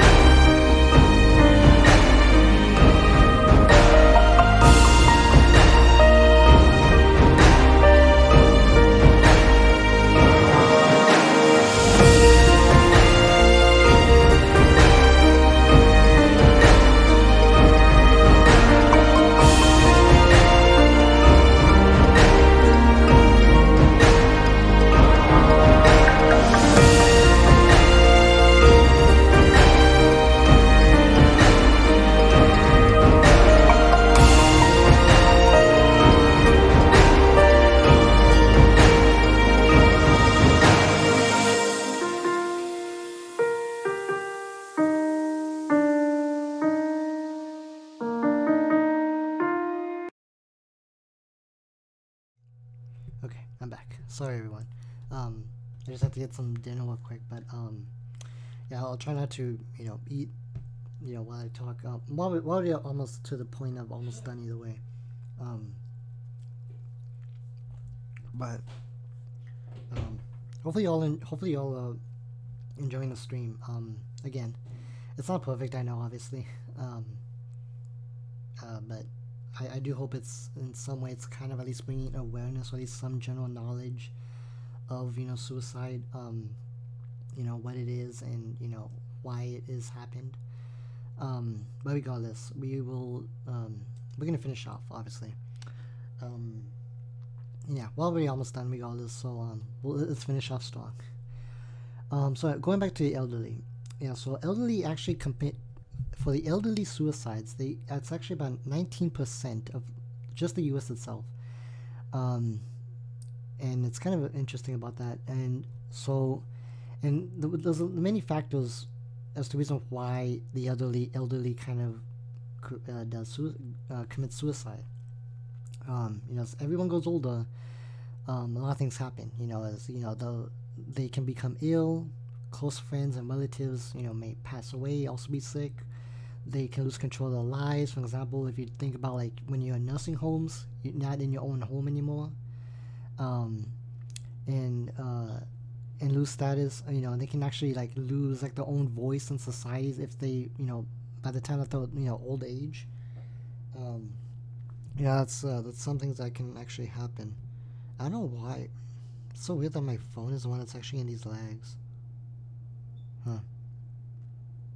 It's kind of strange. That's because I'm actually connected to Wi-Fi. Oh, wait. You know what? No wonder why. My phone is not connected to Wi-Fi. No wonder why it's actually not showing up correctly. Okay. Well, I connected to it, so hopefully it actually goes back live. I hope so. Let me do it once more. Okay, there you go. Sorry. Okay, so now we should actually... For anyone who actually live chats, I should get them now at the right time. But yes. So, yeah. For the elderly, it's because of, like, again, many, like, life scenarios. Not much as stresses, but it is, like, life situations. Life changes, in other words. Spouse death, family death, hospitalized, medical treatments. All that, things as people go older. And plus, since as well as like the elderly, they have the highest successful rate in suicide because they already kind of know, and they're kind of fewer warnings. Basically, like they know what they're doing. They already they fully know what they are committing, and they have complete control over it, unlike children or adolescents. So that's the reason why elderly is the most even successful rate in suicide attempts. And actually, in every four people, every people who actually attempt suicide, as far as elderly, one actually succeed. So it's kind of interesting, and it's kind of again same thing goes back with statistics. Well, it's a little bit more lower in some types of society groups, but then it just depends like on the. It actually does kind of go back into like the cultural and sociological ways. Like for example, if you're like Hispanic, white, Asian, African American. It really does depend on the race and origin and your culture for that. It does definitely play into suicide themselves. So now, this is actually the final section that we are going to talk about, and it is treatments and suicide. Now, with this, it kind of falls into two categories for treatment. Either treatment after suicide, after a failed suicide attempt, or suicide prevention. Now, with suicide, treatment may also be different for those who either commit or attempt to commit. And especially for those feelings of loss, guilt, and anger after suicide, fatality, or attempt, they can be like intense. Because for a person who tries to commit it but doesn't actually succeed, they'll feel obviously a lot of sadness, a lot of anger, a lot of mixed emotions, because it didn't work for them. Um, but of course, this is actually here. I'm only going to talk about what suicidal people themselves, obviously. Um, so, what treatments are used for this kind of stuff? So, uh, now, as far as like actual general hospital visits, over one half of a million people in the U.S. Put injuries from self injuries. Some are left with severe injuries, brain damage or even other medical problems. Once the physical damage is treated, obviously that's when the psychotherapy or the what is it? How can I say this? Therapy or even medication is given to kind of help with the corresponding thoughts, mental health conditions, and trying to repair the ways of thinking. Um, Unfortunately, even after trying to even after trying to kill themselves, people fail to receive follow up care. One third of adolescent suicide people that they did not get any help after trying to end their lives. Sure, they may have gotten emergency care, but after that, they don't actually get follow up care to kind of cure the suicide or the depressive state. And from there, they always just stop, and they don't actually you know get that stuff get treated for that. Of course, it's unfortunate, but they kind of don't get again follow up, so they don't get support, and they always refuse therapy too. So it's sad because while they try to help, while they try to get help, I mean while medical professionals trying to help them, they don't accept it. For what reason it doesn't say, obviously, unfortunately, um, obviously the therapy sessions is basically around 8 for people who actually do get treated for suicide attempts, and then but then 18%, they kind of stop treatment against the therapist's advice. And those kind of ignore the help, and then they just kind of stop going to therapy sessions, and they just live on their own. And obviously, the goals of therapy is obviously for those to kind of help keep the person alive, of course. They reduce their psychological pain. They always help to try and achieve a peace of mind, at least a good state of mind where they are happy and they are at least content of where they are at. Despite of all the negativities, I always try and find one little piece of evidence to kind of have that positivity with them. They always help to guide them a better ways of handling stress and triggers, such as from depression, sadness, loneliness. They try to come up with solutions around that type of stuff. Let's see. Okay, so then so treatment does appear to help, which is good. So let me see. So treatment is always a good thing that it will help. That's always going to help. So I mean, again, it's just like therapy. Again, that kind of helps with painful thoughts, sense of hopelessness, dichotomous thinking, which it's like I guess like randomized thinking, if that's what it's trying to say. Poor. Okay. Poor coping skills, weak problem solving abilities, and other different types of way how they think and all that stuff. The therapist may also help to assist, challenge and change many of the negative attitudes and emotions. Always try to turn it, into positive feelings. And that's about it for like suicide treatment. Because of all like medications, they kind of get like antidepressants. Sometimes they may even give like anti-bipolar medications. And again, it just depends on the individual itself, but combination of those two is usually common, so that way both can always have that way it'll show at least some better results than one or the other. That makes sense. Now the final one is suicide prevention, and actually we're going to kind of I think end off of here. Because yeah, the last one is actually seeing if suicide prevention programs work. So before actually talking to that, we're going to talk about suicide prevention. Now, suicide prevention programs is basically, I mean, what the name suggests is kind of potentially helps people to avoid killing themselves in the first place, and they offer them, crisis intervention. Because of course, when people are in a crisis, they already have like feelings. They already have like either anger, either like hopelessness, guilt. They want to end it already, and they always, that's what the suicide prevention program is for. So of course, so many organizations already, such as counseling centers, poison control centers, even have suicide prevention programs. There's even suicide hotlines, which is a 24-hour a day telephone service, and they always talk to a counselor, which is, they're not really professionals, they're called paraprofessionals, where they are trained in counseling, but they do not have a degree. But they still provide services for people with under the supervision of a mental health professional that is licensed. Suicide prevention programs and hotlines respond to suicide.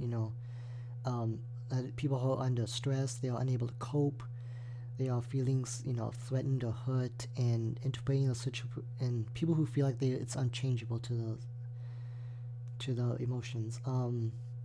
That's why it's kind of called crisis intervention programs.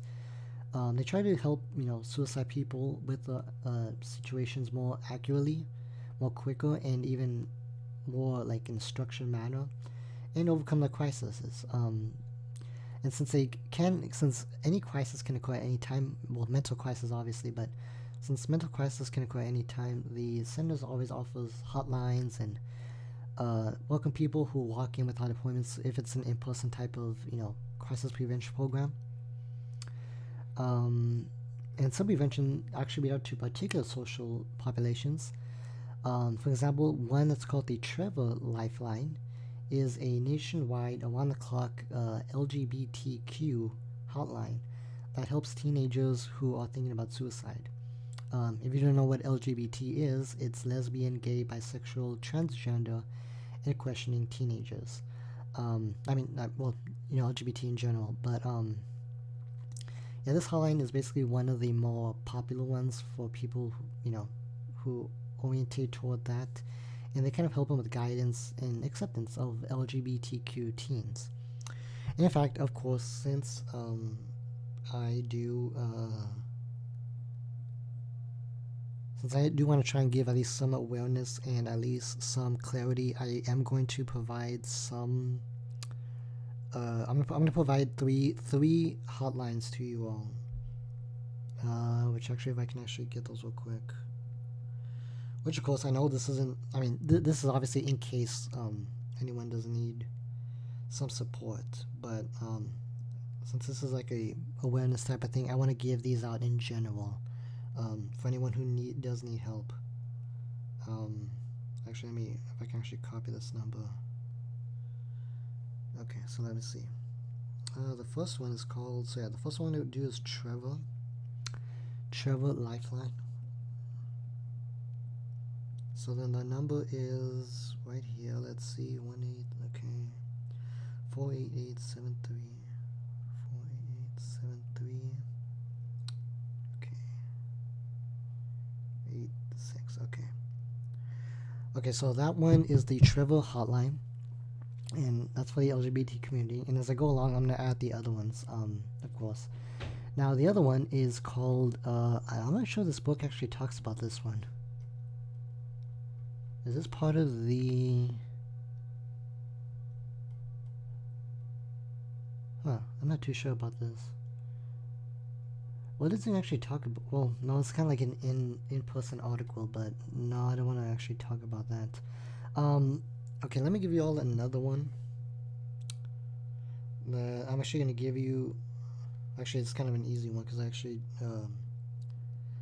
I did learn about this a few years ago. And this one is a text line where you actually well, people help you through the crisis only through text. So definitely, this is another one that is a suggestion or an option if you don't want to talk on the phone or even make an in-person visit. They're available for texting, messaging. I think they even use Facebook, Kick, and I think that's all. That's all I know for now. There you go. And then the last one, I might as well just put the last one up here. Just these regular, the general suicide. The National Suicide Prevention Hotline. So I'm just gonna copy that for you all. And actually, I can't. And they even have online chat apparently from a looks here. Suicide Prevention Hotline. I'm sorry, I'm typing this down for you all. 1-800 273 82.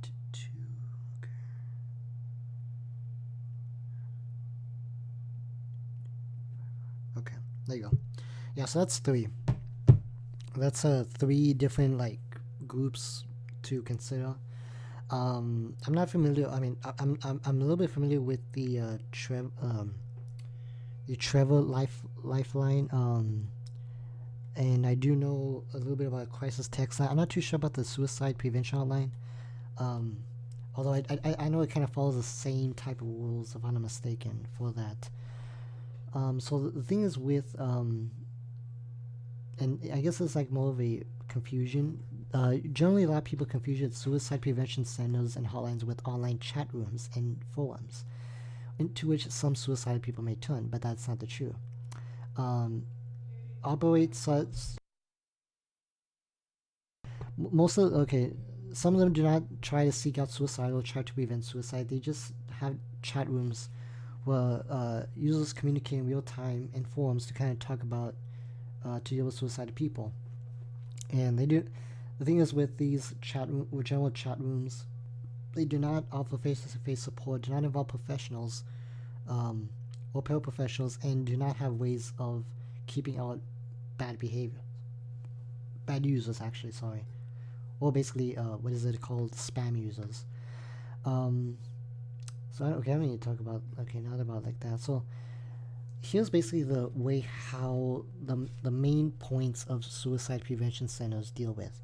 They always have to establish a positive relationship. As callers or even texters for crisis text line, they have to trust the counselors in order to confide in them and allow them to share their suggestions.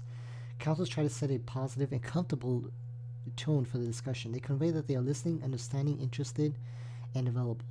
So they always have to have an open environment. They always need to be available to talk with people, and they always need to kind of always make sure that that they have that trust within the person who they are talking to.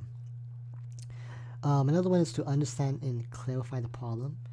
So counselors always first try to understand the full scope of the crisis, and they always try to help the crisis to be clear and constructive as much as possible. At least that way, in possible, they can see the central issues and they can actually try to find ways of recognize the alternatives to suicide and potentially find a solution without needing it.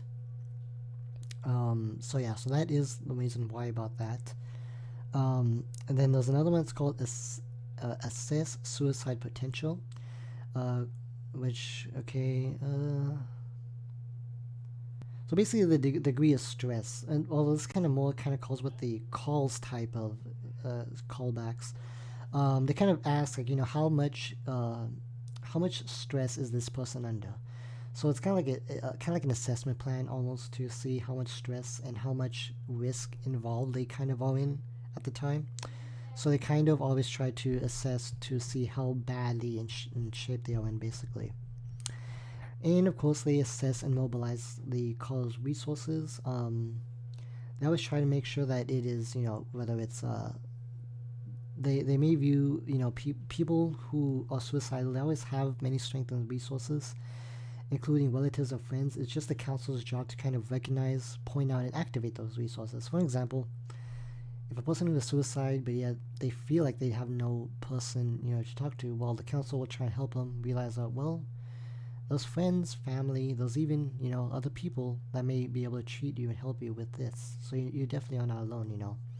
They kind of point those things out to that degree. Um, and of course, the last thing that they try and do is to formulate a plan.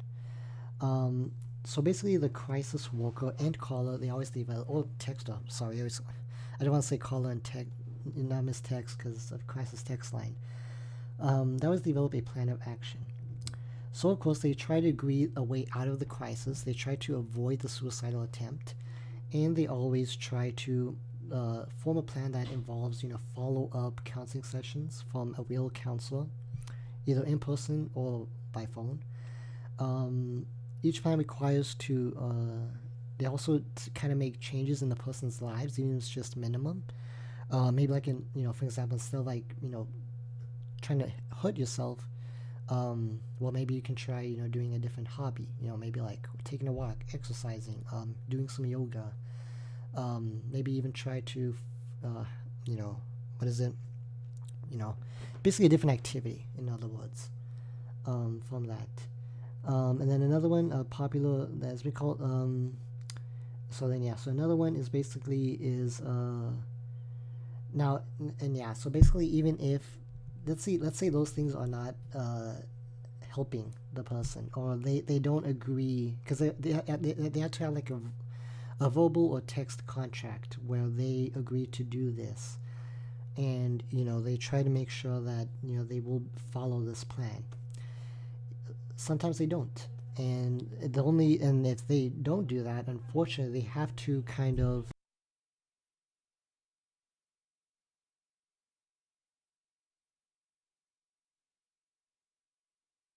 the only way, sorry about that, the only way to kind of call is a midst of basically they kind of had to, if they don't agree to that plan, then you have to find the person's location, and then that's where emergency services come in, assess them, and help them out quickly. Of course, that's the last resort that no one wants to do, but still, it does help a lot of people for that if they do that. Um, Even though the suicide crisis prevention may help treatment for most people, obviously long-term therapy is still essential, and obviously, and even medication if needed. Um, and that's why it's kind of only good for like immediate and maybe like very few attempts type of things. Uh, while obviously therapy deals with long term and always follows just that one specific person, then dealing with different councils or different crisis people. Um, I'm sorry, I was just trying to check, make sure everything was right. Okay. So then, another way to prevent suicide is to reduce the public's access to common means of suicide. Well, let me know. It's actually a little bit different here. No, it's kind of like, no, this is a bit of a history right here, so this doesn't really apply to today's standards. That's kind of what I want to focus on only. So yeah. Okay, so then the last thing that we need to cover is, do these actually work, the suicide prevention programs? And the thing is, it's difficult. It's difficult to even tell about it. And because since there's so many kinds of programs, each with its own procedures and different populations in age, number, and gender and all that stuff, communities with high suicide risk factors may continue to have higher suicide rates than other communities, regardless of the usefulness of the prevention centers. Um, so, I mean, yeah, it is possible that these things may not even help people if there's a high suicide rate in the area. Only because, yeah, since there's so much risk factors. Again, like with the elderly or with low economic problems, that's why it would probably be a little bit less common for them to do that. It'll be less effective on that. But does it reduce the number of suicides within a community? Still, that's also an unsure question.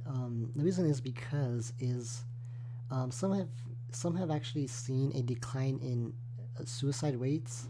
Some have no change, and others may even increase. Of course, even with an increase, it may show a positive impact if it is lower than the society's overall increase in suicidal behavior. So basically, from what it's saying is that it really does depend on the community itself or each state even. Um, since each since each city, community, province, state, even what is it? Even different countries at this point. If you want to talk about worldwide, it varies on the types of help or what like the way how the location is.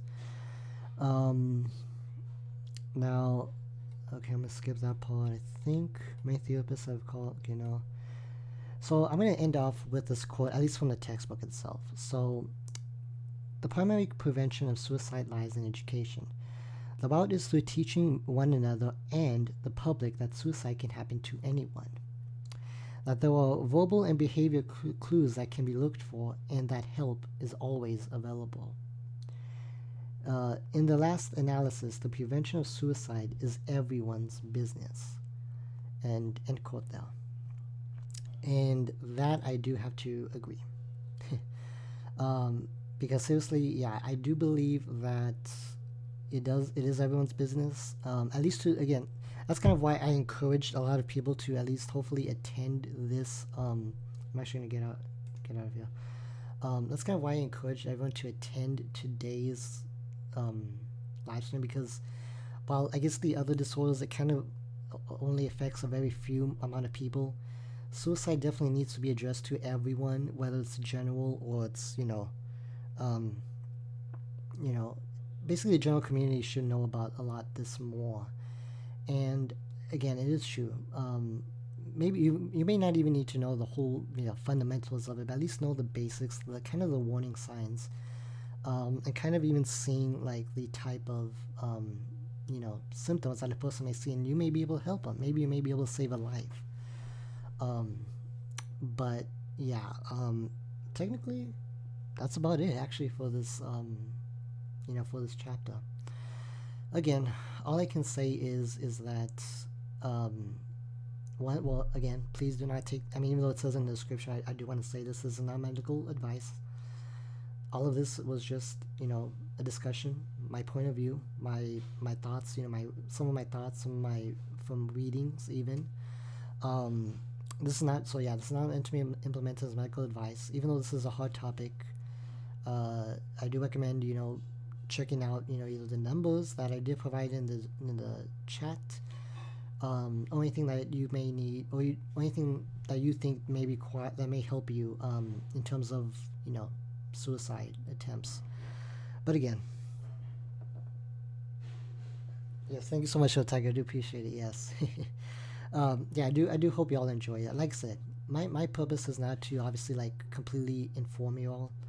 It's just to share again the brief context, the brief information that I can share, and it does take time. But you know what? I really do want to do this because I do, and even though it's not as popular as my gaming streams, I mean, my whole channel name is half medical field, half gaming. So for now, I have to focus on half gaming, obviously.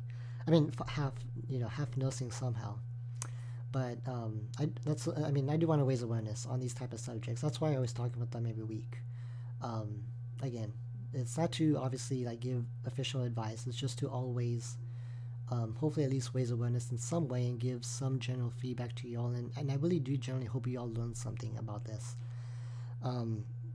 Even if it may be fuzzy, do look a little bit more on it if you like. I do the best I can, but of course I'm not perfect either. So again, if you do want to learn more, research up on it. I do highly encourage it. Because yeah, suicide, everyone should learn about suicide. Even if it's a dark topic, I understand that, but we all need should know the basics of it. At least that way, everyone knows how to help anyone, even in the worst case scenarios. But yeah, okay, so that was a bit of a mouthful. Yeah, so yeah, that is all I really wanted to share on suicide. Again, thank you all so much for whoever sticked around with me on this. Again, it was a little bit hard at some points, but we made through it. And I do appreciate y'all, whoever watched, whoever's watching afterwards, whoever's chatted. I always do appreciate that, especially on this topic. Again, I do appreciate that, even though it was the most hardest one that I'll ever do, probably. Um, Next week we're gonna get again back into another actual disorder, but it's not gonna be as difficult to discuss as this. But I do look forward to discussing more, about abnormal psychology with you all. But yeah, if y'all have any final questions, I don't. I do believe that's about it. Thank y'all for taking the time to watch. I mean, again, to watch the stream. I hopefully again you did all learn something. Um, Again, at least even if it's the basics, I do appreciate it. But yeah, so I'm done with the stream for now. I will be streaming again, hopefully one time in the weekend. I think it'll be a surprise stream. Yeah, I think it'll be a surprise stream for again, like last weekend. Only because I'm actually only because to celebrate my passing the nursing exam. Well, the entrance to nursing exam. So yeah, we're gonna celebrate. I don't know what game we'll be playing, but it'll definitely expect a surprise live stream in sometime in the weekend, hopefully. Um, have a good night. Yes. You too, little tiger. Yes, thank you so much. Yeah. So if y'all like the video live stream, definitely do hit the like button.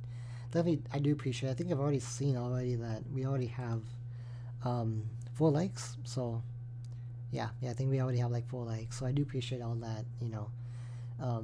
I'm glad that at least you all hopefully at least seen this, and we'll see this in the future if y'all will ever have any questions. But I do appreciate it very much. And yeah, if you if you haven't subscribed, definitely do consider subscribing to watch my future videos or live stream. Sorry. And yeah, that way you can see my next gaming streams, my either update streams or my discussion streams like this, for example. I just sit down with y'all and talk about what I've learned through this week of abnormal psychology.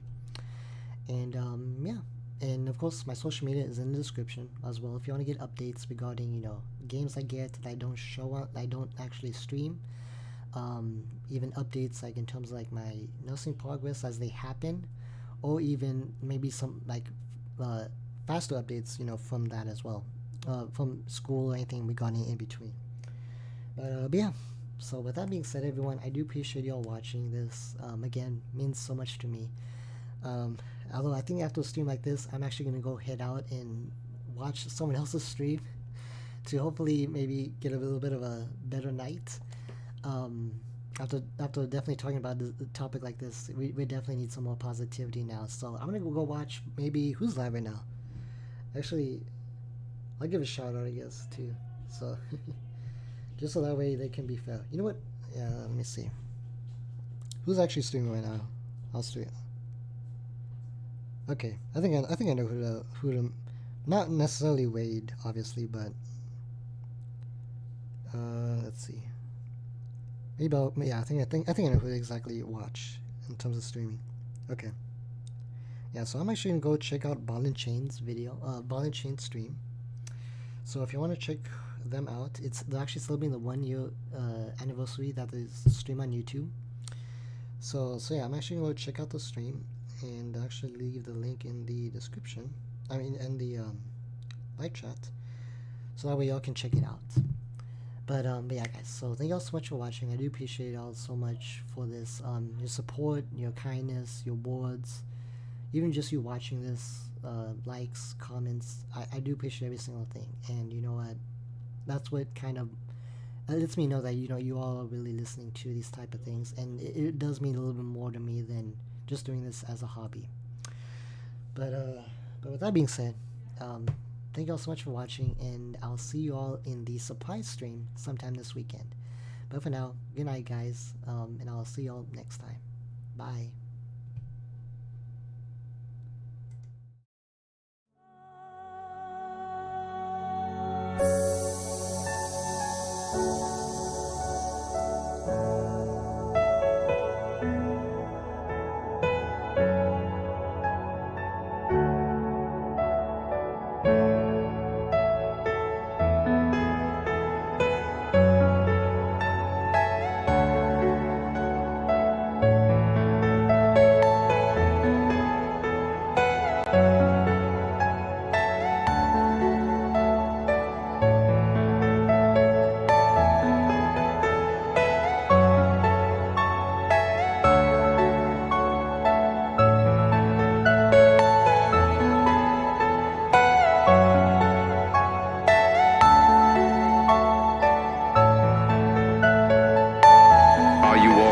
can you breathe?